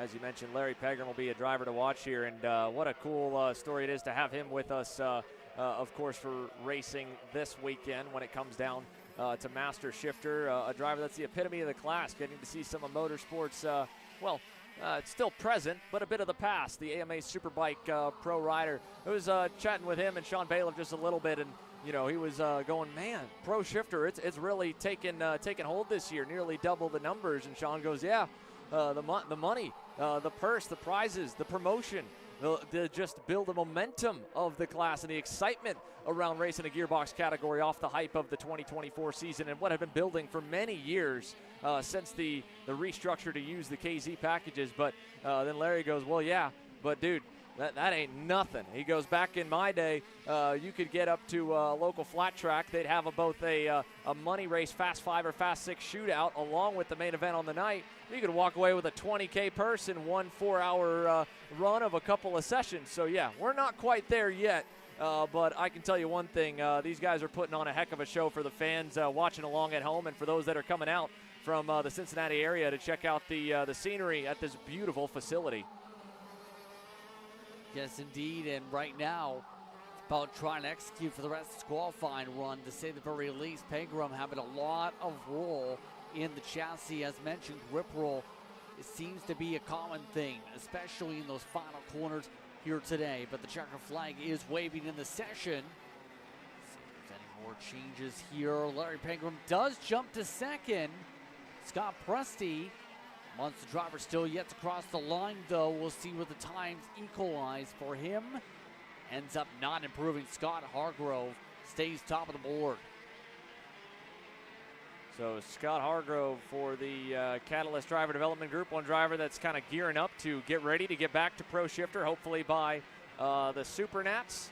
And we would love to see another former star-studded pilot join the, of course, gray and red army that is the reigning champs of the event, with Daniel Vasile, who swept the entire month of November last year, winning both the Rock Vegas event and the Super Nationals. That was massive for him.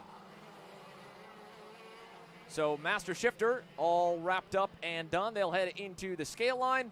And now we switch our focus back to the Pro Shifter boys. It's time to set the top 12 starting spots.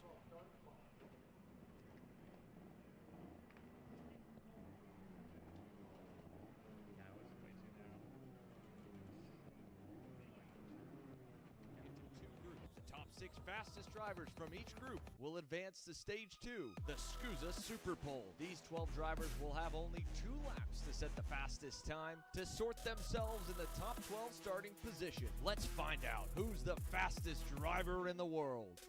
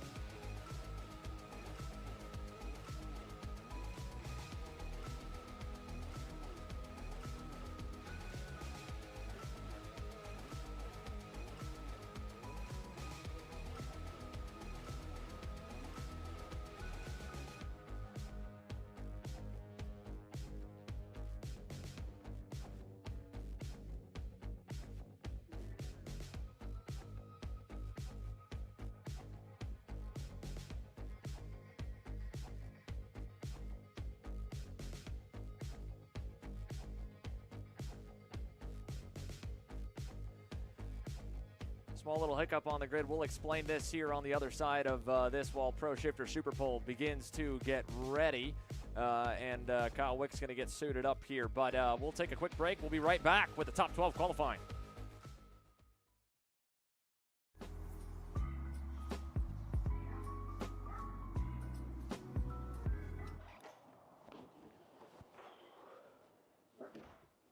Hey, what's up, Caleb?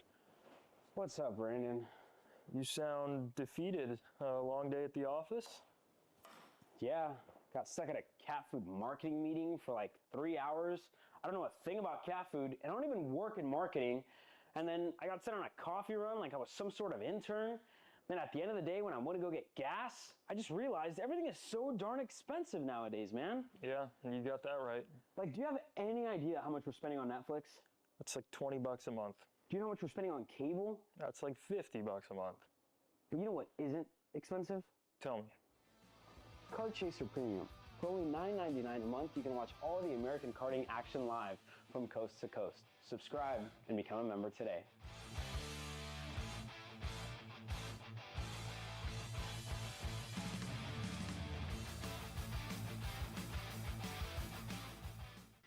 Massimino wins in KA. Paulie Massimino is a winner in OKN Stars. Take your driving to the next level with one-on-one coaching from 2024 OKN Stars champion Paulie Massimino. Kart rental options are available if you'd like to keep yours at home, and drivers in all classes are welcome. From Briggs 206 to Mini to KA100 and X30. With in-depth data analysis, onboard video footage review, and lead follow on-track sessions, each private coaching session will see you end as a more complete driver than when you started. Book your coaching session now. This is Henry. Henry feels sad. Henry feels sad because it's time for his next big race and his go-kart is in bits. Henry doesn't know that Acceleration Kart Racing is the United States' #1 shop for all of your karting equipment needs. Henry also doesn't know that Acceleration Kart Racing can deliver anything from tires to race suits and even wheels directly to your front door or to the racetrack itself, quickly and efficiently, with tech support available 6 days a week. Poor Henry doesn't even know that Acceleration Kart Racing offers free shipping to mainland USA on selected product if you spend $200 or more. Do yourself a favor. Go to accelerationkarting.com and make sure that you are never left stuck on the pre-grid with Henry. Be smart and don't be like Henry. Florida Kart Racers, you asked for it and we're going to bring it. Introducing Florida Karting Championship, FLKC, a brand new racing series coming to Florida in 2026.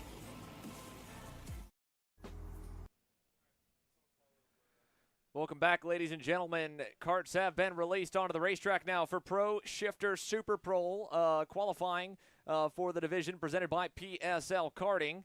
And as we get set to go, it'll be just 2 laps for each of the drivers. An out lap here, the first lap at green, really to warm up the tires, and then it's a push lap on lap number 2. So this is going to be for all the marbles, and you're really only going to have one shot at it with the cooler temps today. So you can see the first man out, A.J. Myers, he's taking it easy, still reaching the hand down to the carburetor right there. What he's trying to do is continue to flush some fuel through the motor by putting his hand over the airbox intake covers, and that'll, of course, suck more fuel through the carb, continue to make sure that everything's good, and, of course, in his case, and the rest of them probably slowly bring everything up to temperature. You don't want to start trying to push and overcook the tires or try to ask too much of them and skid them when they are cold and sitting.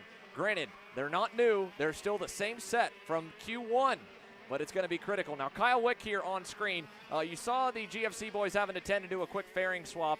That is normally outside the rule book. However, the reason for that, as unfortunate as it is, our awesome camera crew down on the pit lane had a little collision there. Caleb Vieska is okay, but it was our doing. It was basically in grouped with the series. SKUSA made the right call, allowed them to fix the issue, and he's out on the racetrack and all good. So normally not good if it's on you. Was not of Kyle Wick or GFC's doing in any degree. He's on the racetrack, no other issues, and now his first lap will put him third. Quarantine Russo is going to get beaten.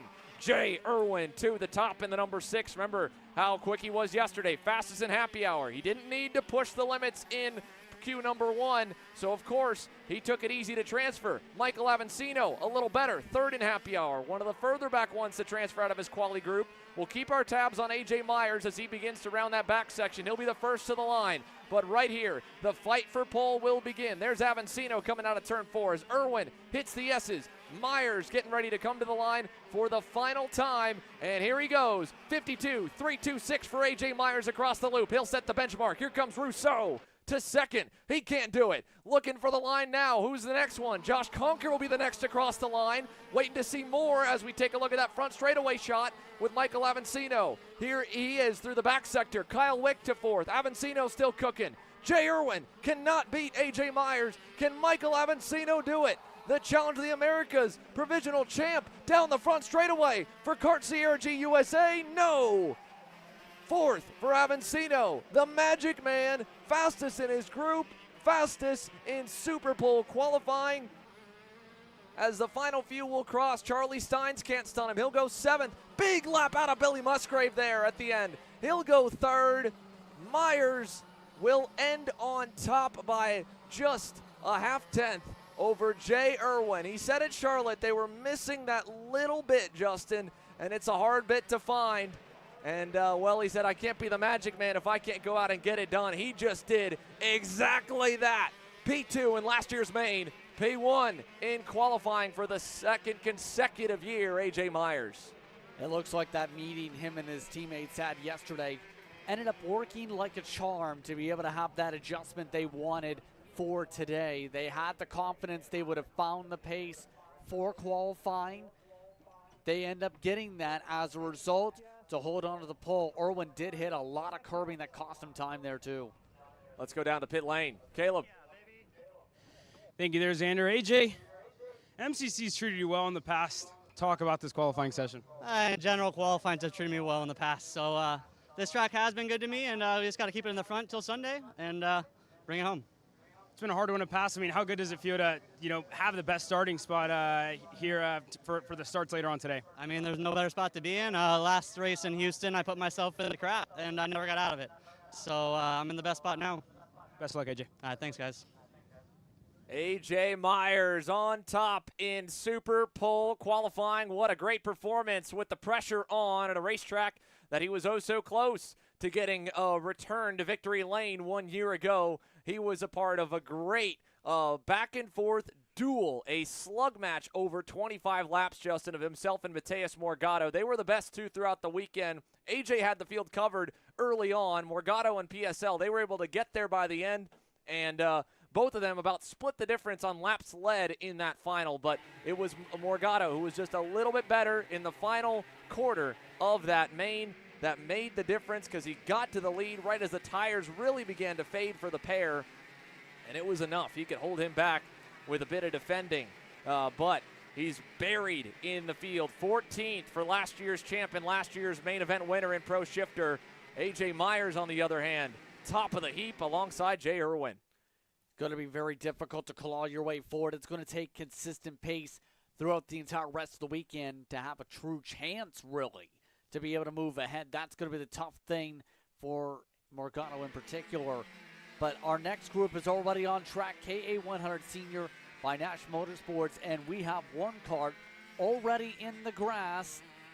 Already some issues for some of the drivers from the get-go. That time it was Frederic Lemieux that was off the circuit. So that was one of the Racing Edge Motorsports Cosmics. Now KA100 Sr, like the rest of the groups that have run so far, kicking off with KA100 Jr, split in two groups for qualifying, and unlike in Pro Shifter, where it's a where it's an even and odd and an even balance for those two quali groups, it is a top half and bottom half. These drivers on the racetrack now are the bottom half from final practice yesterday. Granted, there's a couple ones to keep your eyes on that may have had just a mechanical woe of some sort or something really outside their normal finishing position. But for a lot of them, this is a hopeful chance to punch above their weight class and maybe take advantage of a less crowded racetrack than what could be the case in the fast group with a lot of drivers really close on times, and a track with a straightaway that begins right here and pushes the revs well above 16,000, probably touching 17,000 on these unrestricted KA100 motors. That means the tow is going to be huge for many in this class. Santiago Fernandez now on screen here on the SCR Kart Republic as he rounds turn number 2. No times yet for the group as they just are getting things rolling here now. Still building momentum around this racetrack, still trying to sort out where they want to line up. In particular, seeing a little bit of swapping there with Santiago Fernandez not wanting to be the lead driver in the pack. And as touched upon earlier on, some people prefer to work their way in the heart of a pack, have draft to be able to pull themselves forward. Some people like to be able to lead and be able to confidently roll your way around the pack. And we're seeing some of those differences really come into play with some of the gamesmanship some of these teams have already had in terms of where they want to be in the lineup. We'll wait to see times right now, checking both on our end and directly with the official timing and scoring. There goes the green. That's going to quickly update now as they catch back up. And here we are. Nico Sarfati to the top over Mauricio Hernandez, Carlo Rochetti, along with Antoine Lemieux, Autumn Fisher there in the fifth spot. Then it's going to be Wrigley Keys, Freddie Siemens, Ben Gaunt, Max Saga, Will Steele, your provisional top 10 from their first 2 laps at speed. But again, a big group here that we're following right now that goes all the way back to the 993 Rocket Racing machine at the tail end of it all, working through that back corner here that we'll have a great shot for you most of this weekend. Yeah, one of the main things to think about here about some of the straightaways, in particular that run up to the final sector comes to mind. We're talking with some of the drivers. They like that the last quarter complex because they feel it's so important with the long straightaway, but it's different from every other part of the racetrack because of the in-between you have from it. But these drivers are already reaching checker flag for their respective grouping here as it looks like Steele to the top of the board for now at a 58.5. That'll be a good lap for Will Steele, and the TKG Bureau Arts are beginning to roll here at Cincinnati. Not the best qualifying for Gavin Bailiff from that Super Pole session, but putting the team on top here in the first of the 2 groups for KA100 Sr. So that time to beat, the new benchmark now, a 58.578. But this guy in 100cc action, he has been almost untouchable when you look back at the record of the limited starts he's done in it. Paulie Massimino has put most of his focus over the last few years on the X30 or on the Pro X30 category. But this weekend, double duty for the North Carolina native after solely focusing on the 125 machine in Texas. He was quickest in happy hour yesterday. He has been, of course, dominant when he's been in the package. A win at Trackhouse for the U.S. Pro Kart Series, a second to his teammate James Overbeck in Daytona. But they're going up against another Pro X30 driver who's joined the fray for double duty this year, Diego Ramos, a winner in Houston for PSL Karting, second in final practice. There's Overbeck, as you can see, the 901, last year's champion.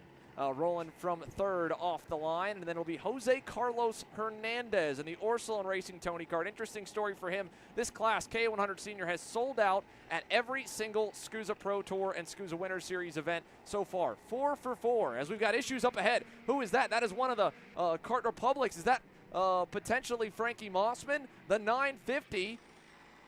Oh, he did not make it past the divider barrier, so a bit of a hiccup there for Fast Frankie, a little too fast leaving the pit lane.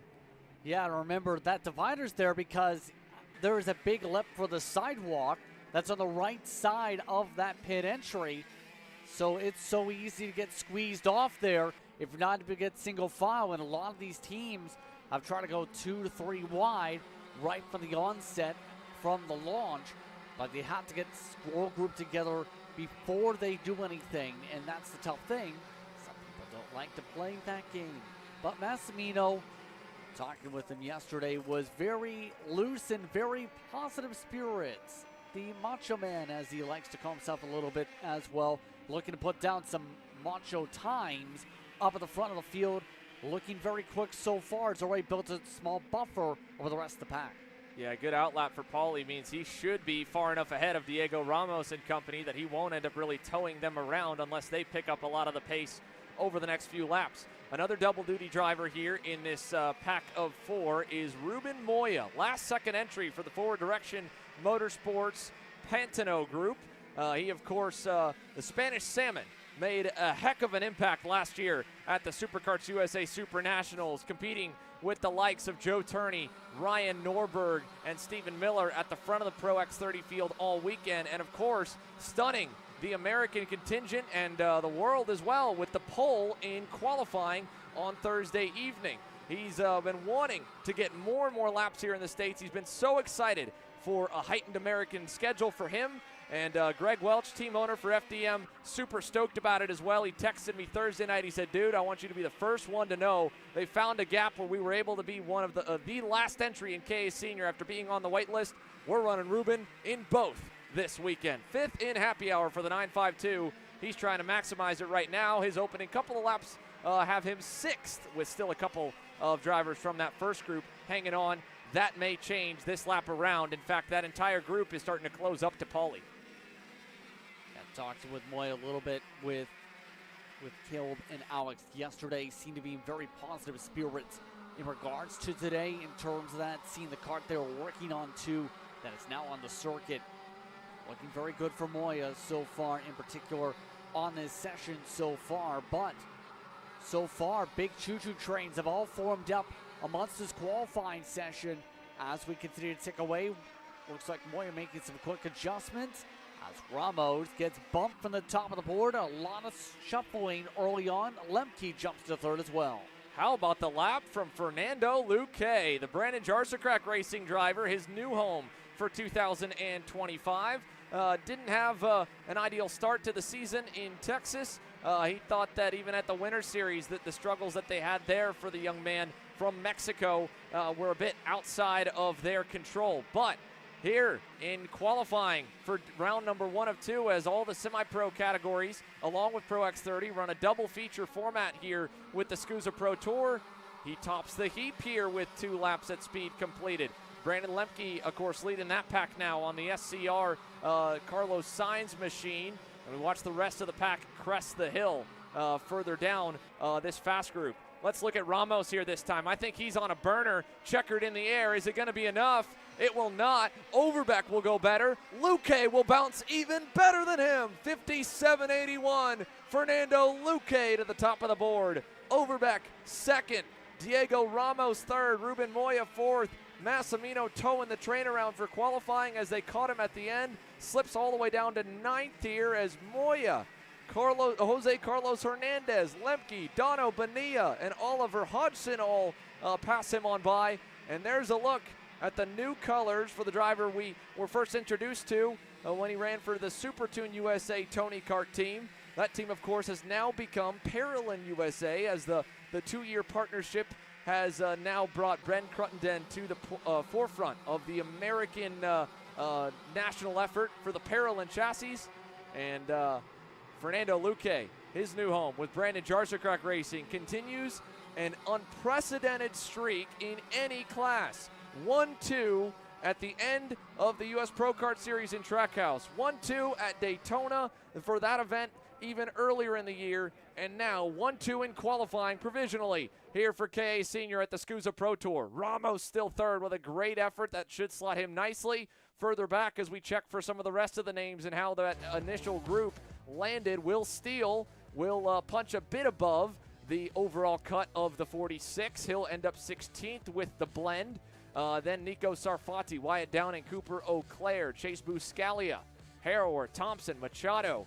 And of course it goes even deeper past 30. There are 46 KA100 seniors allotted, 45 entered here on the start of the day on Saturday. And of course we saw Federique Lemieux, the young lady from Canada, will have to start all the way at the rear.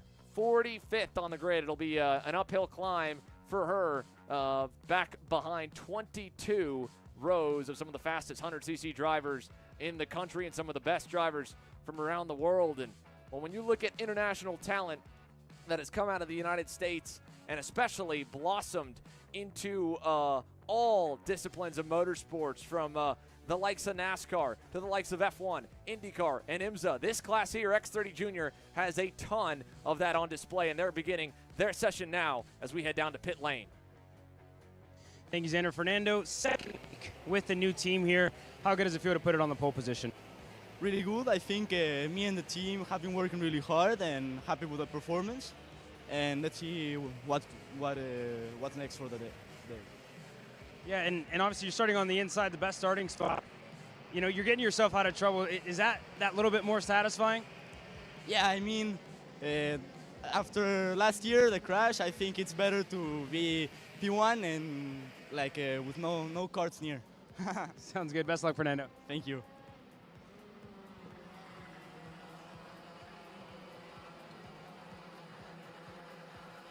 Great stuff from Caleb down there in the scale line with Fernando Luque and the BJR crew. Oh, we got problems. Two drivers around here in the back sweeper. One of them beached in the grass. That's one of the U-Race Tony karts. The 789 going around and way off here in the opening group for qualifying of X30 Jr. presented by RPG. Alexander Savage amongst those. Now more drivers having some issues. That's Sky Manuchik, Ethan Sky going around on the Rocket Racing Company entry down in turn number 2. Yeah, a lot of people having the spinnies on the cold tires so far. It seems to have been the trend here today as more drivers have their karts pulled on off as a result of some of those issues. Not going to be good for the track position game for some of these competitors here from the onset. More people going off-roading, coming up the hillside. That's an area where that can happen a lot, is where you can carry momentum, push yourself way off the racetrack in turn 11. We're watching, I believe, the 764 of Lourenco Varela, the PSL Karting Bureau Art driver, fourth in line behind Sandro Truccio and crew. Alessandro will jump to second, Luca Popescu to the top.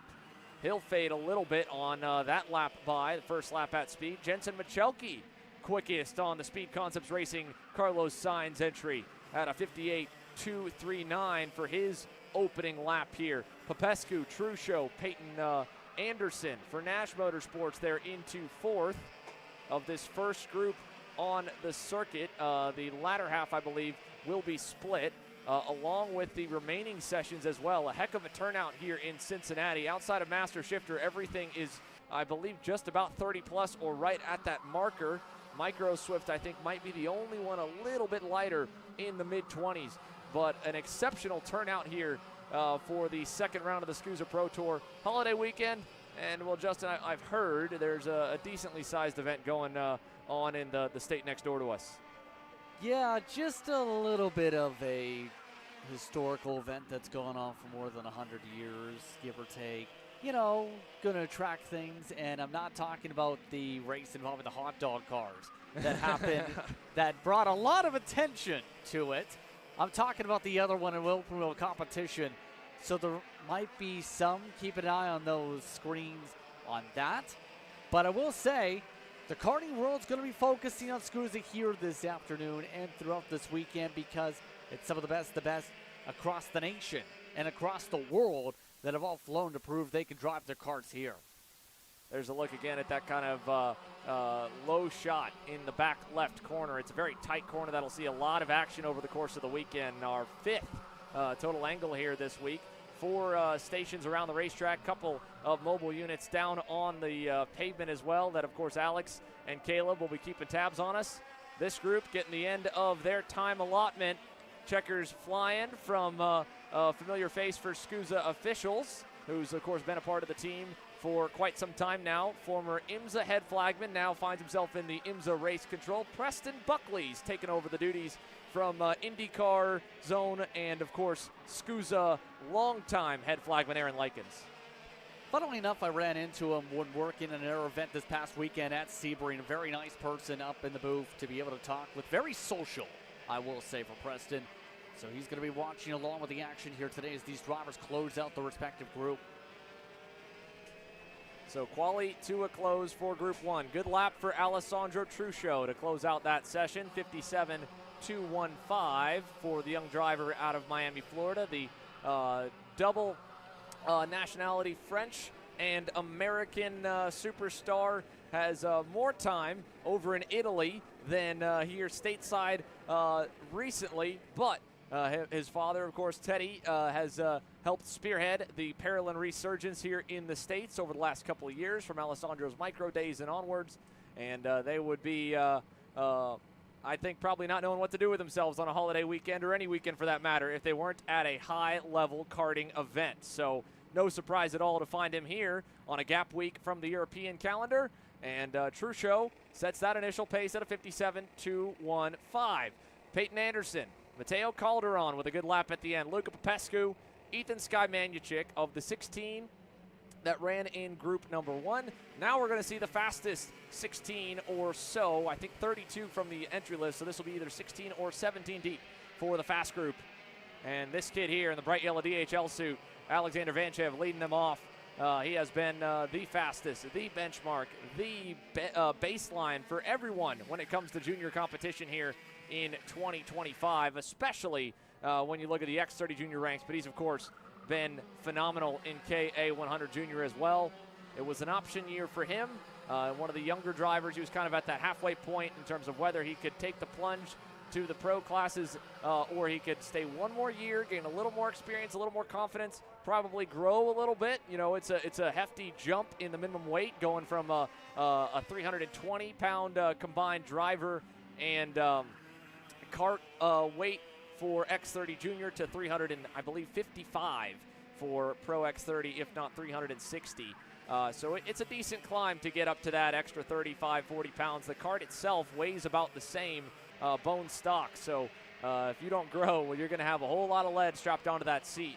To match, of course, the fact that you're going up against drivers when you turn 15, you turn 14, you go to the pro ranks, you're racing guys that have been racing Pro X30 for as long or longer than you've been racing, period, even if you began when you were 5 or 6 years old in kid karts, the likes of Ryan Norberg, Austin Garrison, and now more veterans like Gus Lawrence, as well as we've got issues here way wide for the 724 Ryan Perry Motorsport machine. He'll slide in line behind his teammate in Tristan Murphy, who goes along with him there. So Murphy gets just ahead. He should be okay with where he slotted in line. That's the benefit of going out a bit earlier in the session, or at least one of the first ones onto the track. Trying to figure out who that may have been. Yeah, that was an impressive save, I will say. Contact going into the corner in the first place through turn 12. It's so easy to make that when you have that lift point for some of these drivers to lift that a little extra bit, get that arc down in the 12 to be able to cover things off at the corner. Very lucky it didn't lead to a massive stack up as a result of that drift in front of at least 3-4 cars. So here's a look at Tristan Murphy and feel-good story. Cole Medeiros getting his maiden American win back in Texas on the purple and white REM Cosmic. So Cole entering this weekend with a little bit maybe of a more puffed out chest than in previous times. And as we keep tabs on the field here, I believe that may have been Jackson Gibson that was the driver that ran a bit wide, but we'll confirm, of course, when they slowly work their way up the pylon. Kyle Drisdale up to third, Nico Katowski to fourth, Vanchev and Royce Vega with a new home here and moving up to junior. Last time we saw him, he was on 2 different programs in Houston. Started the weekend with Bennick, ended with Jay Howard Driver Development, and now finds himself over with the powerhouse of the junior ranks for the last couple of years, Rollison Performance Group, and the 727, the junior rookie. This is debut weekend here for Royce, and the Texan is second to the driver who leads the championship coming into this weekend. Drisdale, Katowski, Truchot's time from the first group still holding in 5th. Let's see how well that does when everyone begins to hit the timing loop this time around. Vanchev resets, 56.782. What's this group going to do? That's Jose Shermer, then Max Weiland, Marco Samet, Murphy, checkers on the line. Max Weiland to the top there with a big lap at the end. And Drisdale will go even better. Both of them able to bump Vanchev back to third now. Kyle Drisdale on the RPG 750 nips his teammate. Weiland only a quarter tenth off and only a thousandth better than Vanchev with a big lap at the line for the Magic Crew to put them with a first in AJ Myers and now a second for Mad Max, who also broke through that glass ceiling and got himself a big-time win in North Carolina a couple of weeks ago. And RPG seems to be in good rhythm here this weekend with this type of performance here in qualifying. All of them staying in sync amongst this team and across this session, despite the separation amongst them on the racetrack.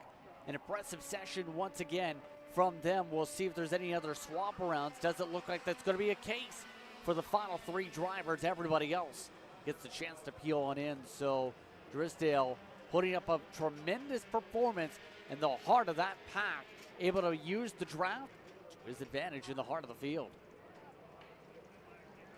So let's take a look here at the overall results for RPG X30 Jr Qualifying. Kyle Drysdale, top of the board here over Max Weiland. Alexander Vanchev ends in 3rd. Woon 4th. Nathan Golseth, a big lap late there for the Ryan Perry Motorsport entry. He had just swapped from Arcane Motorsports, and I think we'll have to talk to Papa Golseth about making sure he enters with the new team and the new colors for Nate the Great. But we'll get that corrected on our end here shortly. For the 730, Travis Pettit, new home for him with Speed Concepts Racing, full-time on the Carlos Sainz chassis in 6th. Eric Doan 7th. Tristan Murphy, then Nico Katowski and Royce Vega, who falls down to 10th on that final lap. Yeah, some good runs overall in the session. Some of the drivers looking to improve, like Tyrone Kemper Jr., all the way back in 11th spot with Sarah Bradley alongside. That's going to be a bit of a charge. Believe we do have Alex standing on by down trackside as we take a look at the rest of your grid on screen. Yeah, thank you, Justin. Down here on the scale line with Kyle Drysdale. Kyle, first national pole for you here in the junior class on the RPG Cosmic. How good does this feel? It feels absolutely amazing. Walk me through that lap. I mean, what does it take to kind of get pole around this place? You have to be fast. You have to push the cart around every single corner. You just have to just push it. Well, you're rolling off on the best spot on the grid. What are you thinking about heading into the pre-final? Well, I mean, you just got to be fast, and you just got to do your best. Congrats, Kyle. Thanks. And I'd also like to thank RPG for getting me here. There you go. Smart words from Kyle Drysdale there. Back to you guys. Thank you, Alex. The Rawls Performance Group driver, top of the board in X30 Jr Qualifying. A nice and pretty place to be with the field all stacked up behind you. Here's the rest of the results again as we were checking in further back outside the top 15. Jose Alejandro Halfin, 16th. Marco Salmon we saw for a moment along with Luca Popescu out of that first group. He ends 18th. Arthur Barbe. Ethan Sky Manushik had that spin in turn number 2 on the outlap. He recovered to put a decent one in. That'll slot him into 20th. And it was indeed Jackson Gibson on the 724 Ryan Perry Motorsport Tony Kart that ended up with a little bit of a wide run there in that sweeper. 33 took laps, 34 on the list, and another big helping of drivers here rolling off the grid now with the mini Swifts, the 8 to 12-year-olds presented by Speed Concepts Racing, ready to do battle here for the SKUSA Pro Tour from Cincinnati. An interesting group once again to be able to hit the racetrack to see how they spar out. So far when it comes to this class, we've seen earlier on today some slides first of all for the 154. Not good for them, but Jaden Francisco led the way in happy hour yesterday over St. Burgess when Gottschalk also looked very quick. But Enzo Di Gennaro was the main storyline that we touched upon earlier on today, Xander, during the pre-race coverage, especially with the point standing so far from Di Gennaro. Performance has been looking very strong for that machine coming into today. For SCR Mini Swift Qualifying, split in 2 groups here again. This is just the drivers around 15th or so on back from happy hour on Friday afternoon. Bristol Bornman leads them across the line for Nash Motorsports. Eric Wojciechowski there in the Franklin Motorsports Merlin. He's in that kind of black, green, and white 119 machine there, 4th in line. The Bennick that had just gone around him, I don't know who we've got there, but that's the 187 of Lucas Tarango I could poke out. That's easy to find, the Ruthless Karting X-Spree. And here, the 149 Bennick entry, Amaro Nario, normally with Orsolon Racing. New colors for him this week. We'll get those swapped over as well. And once again, for all the viewers that are watching along at home, any questions on any of those team logos, you can always submit them by sending us a message on Facebook or Instagram. Or, of course, heading over, if you're on property, to the SKUSA registration desk and requesting an update there. We'll try to get everything corrected, but, of course, all of our logos and colors and numbers and name spellings and pronunciations, well, it's all based off how you enter for the event. So, of course, it's a busy season, and we go from race to race, week to week, venue to venue. Easy for things to get maybe slipped a little bit. But there's a little bit of insight for those watching along in case, of course, you're looking and going, hey, that's not with that team. That's not with that go-kart. We'll get those all ready by the time they're racing, I'm sure. Here's a look at Nario going down the inside of Bornman in the 198 machine. Nice move there in turn number 4 to now take command of the group. Although, quickest, R.J. Brown for Maranello USA at a 63.471. That's about 2/10 quicker at the moment, in fact, on the session so far. A lot of these drivers just trying to settle on in, make sure they get decent lap times put in with the group split. Keep an eye, in particular, a name that's familiar to me at least is Lucas Tarango. We've seen him last year with some of the Rotax Trophy machines.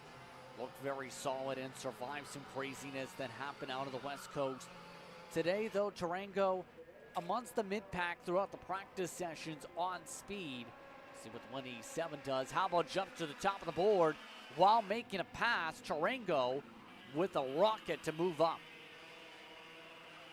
Big move there for the Nitro Kart, and the Arizona-based operation had a heck of a haul here to get to Cincinnati. I'm sure they'd love a good result to start off the official sessions on the weekend. Let's check back in with the 170. That is Garcia, Axel Garcia, with Speed Concepts Racing here on that Kart Republic. He's 5th right now on the time charts, just about 3.5 tenths off the pace of Tarango, but he's in a great spot if he's got the pace to run up to that group in front of him. Oftentimes you hear the drivers always talk about, well, we need to work together. So-and-so won't work with me. We need to work together and push.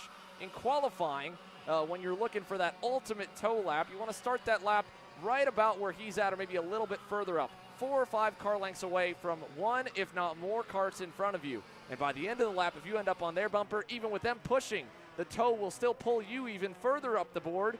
And that's where Tarango had a good lap last lap. And now behind him, Eric Wojciechowski to the top here in group number 1. 62.97. R.J. Brown will end up 2nd. Tarango will end up 3rd. Axel Garcia 4th. And again, prime example, Mauro Nario, about 2 tenths off. But he's probably roughly the same overall average speed or pace of the karts behind him. But he was the Pied Piper here in this group, and that's not the place to be when you're trying to get that one single money lap. That's the risk some people like to take. That's the preference that some drivers have, is to lead. But somebody does have to be the leader in that case. It's not down to the choice of, okay, all of us can be the race leader. It's not that simple. But these drivers in this second grouping already waiting along in the wings as they get ready to hit the racetrack. This fast group going to have a lot of interesting names, as mentioned. Francisco going to be up there. Gottschalk with the performance. Santiago Orioli comes to mind. Maxwell Mancha showed some good pace in the national scene this year as well. Among some of the many drivers that are all set to roll in their karts. This group, of course, is our 3rd session left before we go racing here, and that'll end the free coverage for the day. If you're not a KC Premium member, well, we'd like to think that you should be. We've got racing every single weekend for $9.99 a month, and this weekend it'll include all of the pre-finals and main events for every division except for Pro Shifter. So if you're looking for just free coverage and you're just beginning to check out the sport and you're not quite sure if you're all bought in with what we do or with karting altogether, well, that Pro Shifter main tomorrow at 1:15 p.m. Eastern, 10:15 a.m. Pacific will be free to view. Opening ceremonies for it kicks off all of the Sunday mains, and of course at the end of the day, the podiums and the pressers to hear from the drivers and to see the trophy ceremonies also free, as well as of course warm-ups and qualifying kicking the mornings off. Fastest yesterday, the 136 Ryan Perry Motorsport Nitro Kart, Jaden Francisco, pretty in pink, and he along with Enzo De Janeiro were just a little bit better than the rest of the mini slip drivers at our last SKUSA Pro Tour event down in Houston, and the two of them put on one heck of a show both days of action. It was fantastic to get to watch these two young guns put on a great display of racecraft and the high-speed chess match and decision-making that comes with a class like the mini and the micro swift divisions, where you've only got 9 horsepower to work with. So you're trying to play the drivers around you, knowing the fact that it's going to be really, really difficult to break away on your own. But that's where he is right now, as you can see, all by himself. Fastest yesterday in happy hour. We weren't obviously live then, so we can't tell you or show you where that lap came from. But this group behind him here, led by Zane Burgess, along with what looked to be one of the Alan Rudolph Racing Academy entries of, I believe, Tucker Tribe there right behind him. And indeed, there's Tucker in the 1-2-1. So those two will probably push together. Behind them is the 1-2-5 of, I believe, Win Godshock. And then Santi Orioli for MPG Motorsports and Orioli Kart Performance in a pack together. You can see Zane a little wide there in that sweeper as he kind of pushed out. That corner, this whole new section was added a couple of years ago, but there is such high load that even over just a couple of years of running, it is a little bit rough and ragged to get through that section smoothly. You're kind of hanging on and just trying to really stiffen that outside arm, Justin, and keep the kart down on the inside apex. Yeah, just trying to make it stick along the edge of the curbing on that apex line to be able to get that diamonded on down, to be able to get the best run possible with this style of karting. Touched upon that earlier, Kale, Alex and I, in terms of that line compared to, say, a shifter kart, where it's a lot more different in terms of how you would approach the racing groove. And it takes a lot of preciseness on that racing line if you want to gain time. Miss that line by a couple feet, well, you lose yourself some time by a couple tenths as a result, like we're seeing for the middle car in this grouping, losing a lot of ground with the push in Johnson right now. Johnson trying to hold on, but is starting to struggle to be able to keep it from washing up the racetrack, and that's cost him a lot of ground, for example, in terms of those racing lines. So as we watch for their first laps at speed, really, all wound up, hit the line. Francisco will already go better than the first group, but the group behind him is going to set a big-time lap there. Enzo De Janeiro, even in a group further back than this, will go even better. Maxwell Macha to second, Cameron Johnson up to third. And there's De Janeiro once again backing up the pace we just touched upon so far, showcased this season by that respective camp.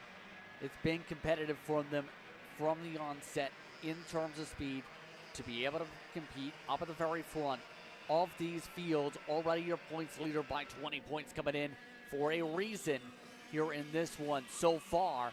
Francisco, nowhere to be found amongst the top 9 until you get to said 9th position. He's 4/10 of a pickup in the 136. Checkers already coming out this time. This will be the last lap for the minis. Let's see if De Janeiro can lead that group a little bit closer. You can see he's just barely getting a sniff of the draft off of Orioli. By himself, Jaden Francisco, where does he go on the last lap? At best, 7th.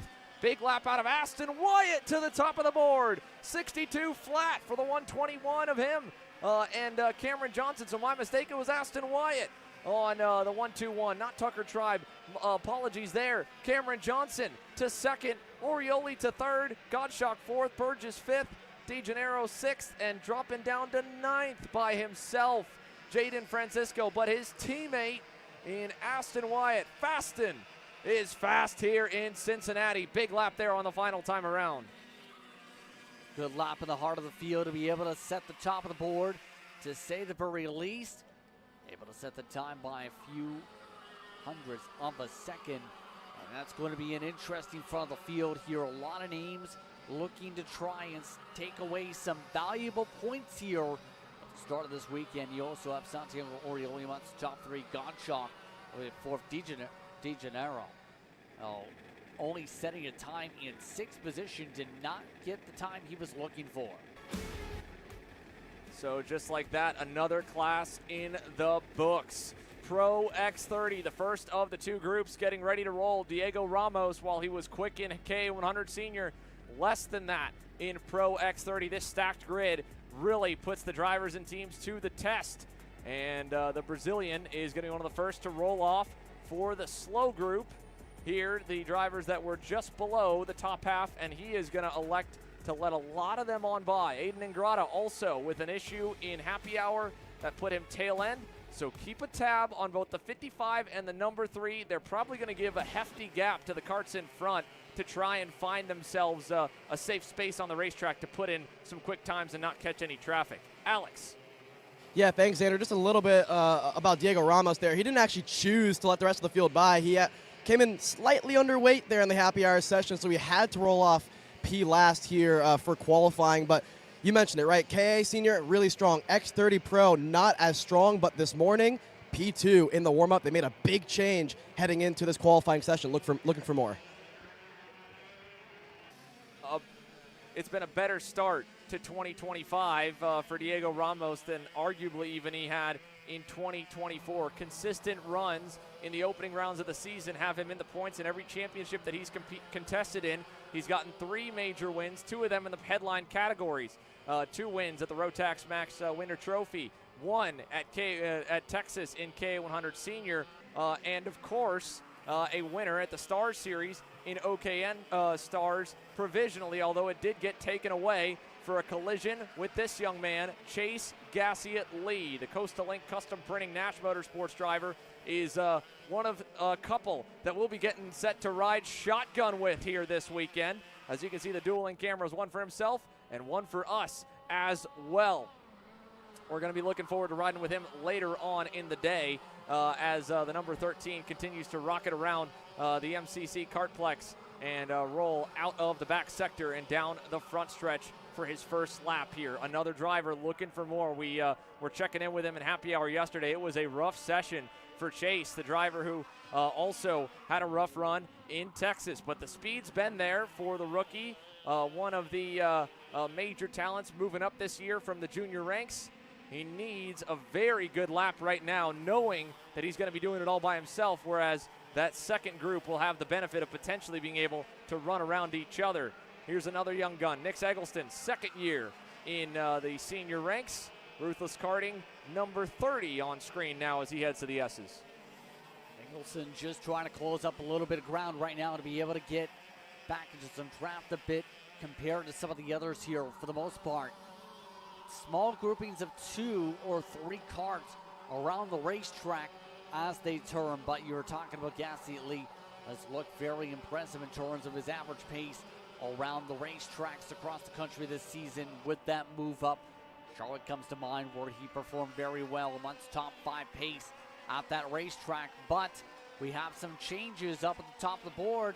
It is Archer Eversman who jumps up to the top of the board with a 56-1. And a lot of other drivers making their way forward by a few tenths.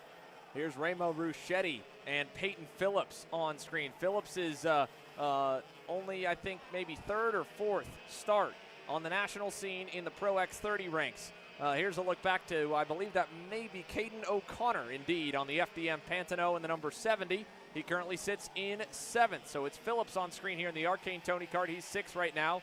Ruschetti big off there for O'Connor in that back left. You can see, of course, all the dirt now that's going to be on the racetrack for the next drivers when they hit the sweeper. That'll be key, and that's another detriment to being in the group that was not being in the slow group, being in the first group on the racetrack. You're with maybe some drivers that are trying to push the limits to make some serious gains in lap time, and if they go off, you're having to go through it, whereas the fast drivers may be a little bit more under control. But even still, fast drivers like Aiden Ingrata and Diego Ramos were dropping the tires off the edge of the track there. Let's see what they can do on the final lap. Can they jump to the top? Ramos can. Ingrata cannot.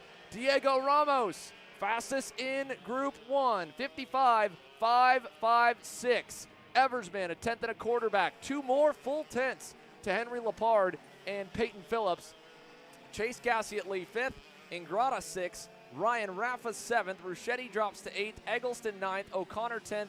Aiden Ingrata was the next best at points throughout the weekend in Houston to Austin Garrison and Ryan Norberg. And now for round 3 here in Cincinnati, he doesn't even crack the top 10 of his 16, or it doesn't even crack the top 5, I should say, of his 16-car group. And now he'll get bumped back even one more with a late lap from his teammate and Jose Shermer to 7th.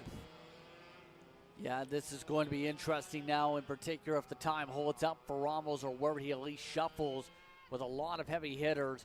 Less than a minute away from hitting the racetrack, and this is going to be a big thing. You have drivers like Norberg, Massimino, Garrison, Moya, Bailiff, Drew. The list goes on and on. Gus Lawrence has been outright quick, and one of the main things to remember that Gus Lawrence mentioned during the press conference yesterday was that with this being his third weekend in the U.S. for karting, including one test weekend, his goal is just to win the race. It's quite simple. There's no concerns about what's going on in the championship. Just get wins is the focus for Lawrence, and so far, Gus Lawrence has been flying around this facility. Yeah, this is a big weekend of opportunity. Caleb kind of put him on the spot in yesterday's post-race, post-practice presser. Justin said, yeah, we know that you've got these two events confirmed. Can you tell us anything more? And he was pretty cagey about it. And to me, reading a little between the lines there, he's still feeling like he's got to impress. He needs to maybe get out and get a race win to secure him the opportunity to continue here in the United States. I know at least from chatting a bit with some of the drivers under RPG, the likes, of course, of Ryan Norberg, who was absent this past weekend and relinquished the full leading the team duties in training to Gus, while he himself was getting hitched, getting married over the weekend to his longtime girlfriend and fiance, Shelby.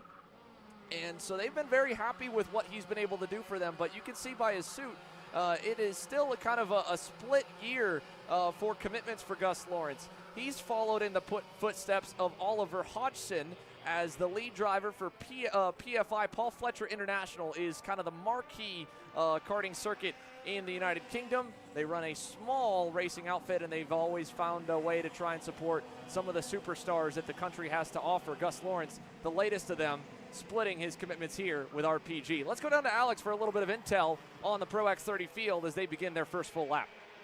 Thanks, Xander. A couple things to note here. I mean, obviously happy hour yesterday afternoon, different conditions, different weather, but lap times in that happy hour session, 55.2. 55.5 is provisional pole right now for Ramos, so essentially there might be 3 or more tenths in the bag for a couple of these guys out here in the second group. But one driver I want to touch on, Alan Isambard, who hasn't had a lot of running this year in Pro X30 and any sort of driving. Injured his ribs early on in the year, did a lot of testing 2 weeks ago at Homestead, and then here last week says ribs are feeling good, kart's feeling good. Rolled off P4 in warm-up this morning, and he said they put a change to it to kind of mitigate some of the understeer they've dealt with. Look for more out of the RRC driver.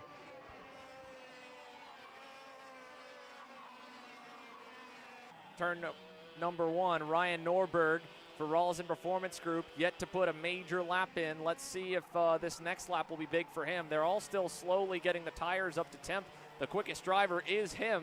Well, second quickest. His teammate Gus Lawrence jumped up to 6th on his first lap at a 56.089. But the difference of the two of them really was chalked up, when you ask both of them candidly, to experience with the tire and the track. Gus Lawrence has plenty of experience driving an X30 package across the pond, but the MG tires, or the Avinco tires, here for the SKUSA Pro Tour in this case, are a little bit of a different characteristic, a little bit of a different ball game.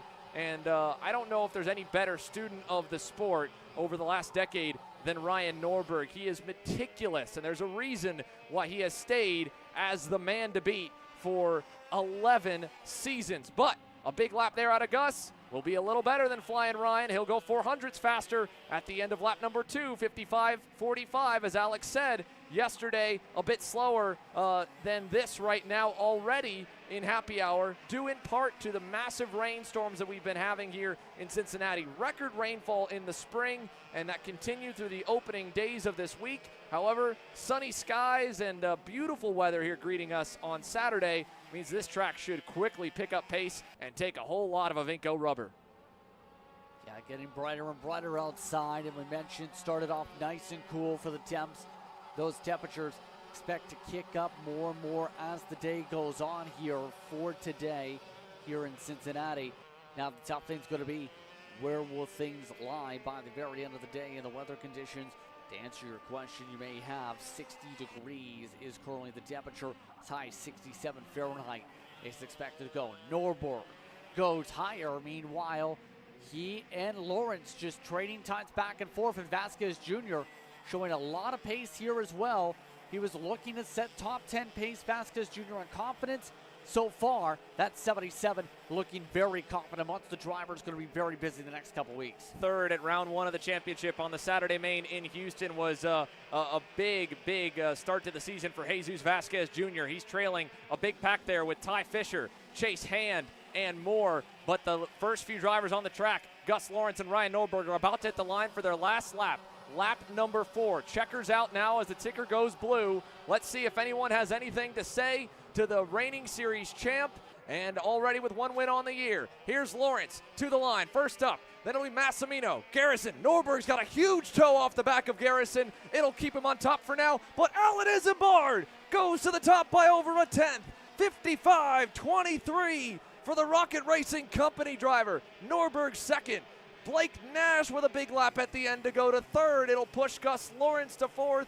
Vasquez Jr. fifth. Ruben Moya to sixth. Bonilla seventh. Garrison with no toe, towing Norberg around at the end, ends eighth. Ramos' lap, a big one off the back of Aiden Ingrata in Group 1. It'll stick for ninth, and Paulie Massimino will end up 10th. But how about that? Talk about making a splash. Alan Isambard, a winner at the Winter Series in Pro Shifter, a winner in KA100 across the U.S., and now his first opportunity in a long time to pilot a 125 single-speed package on the national stage. He puts it P1 by a lot.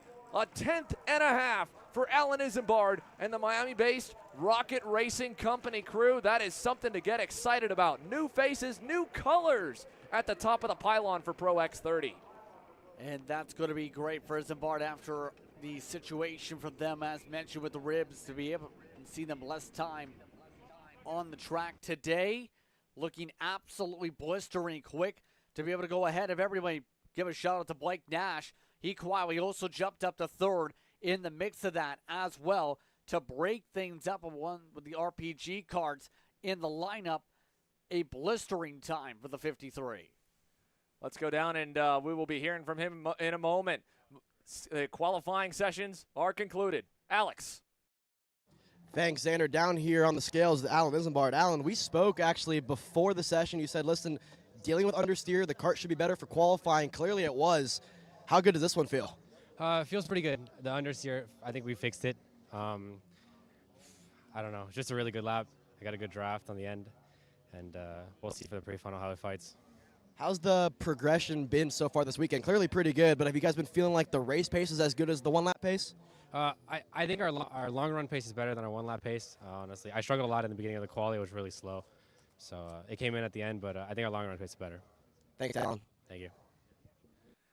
Alan Isambard and Rocket Racing Company will be leading the Pro X30 field to green. First pole in a pro category for this team. It is big, and you can see how much that's going to put a smile on all of their faces. We're going to take a quick commercial break. When we return, it's time to go racing. We hope you've enjoyed the free preview coverage here for the morning. It's time for exclusive action for the KC Premium members with pre-finals kicking off for KA100 Jr.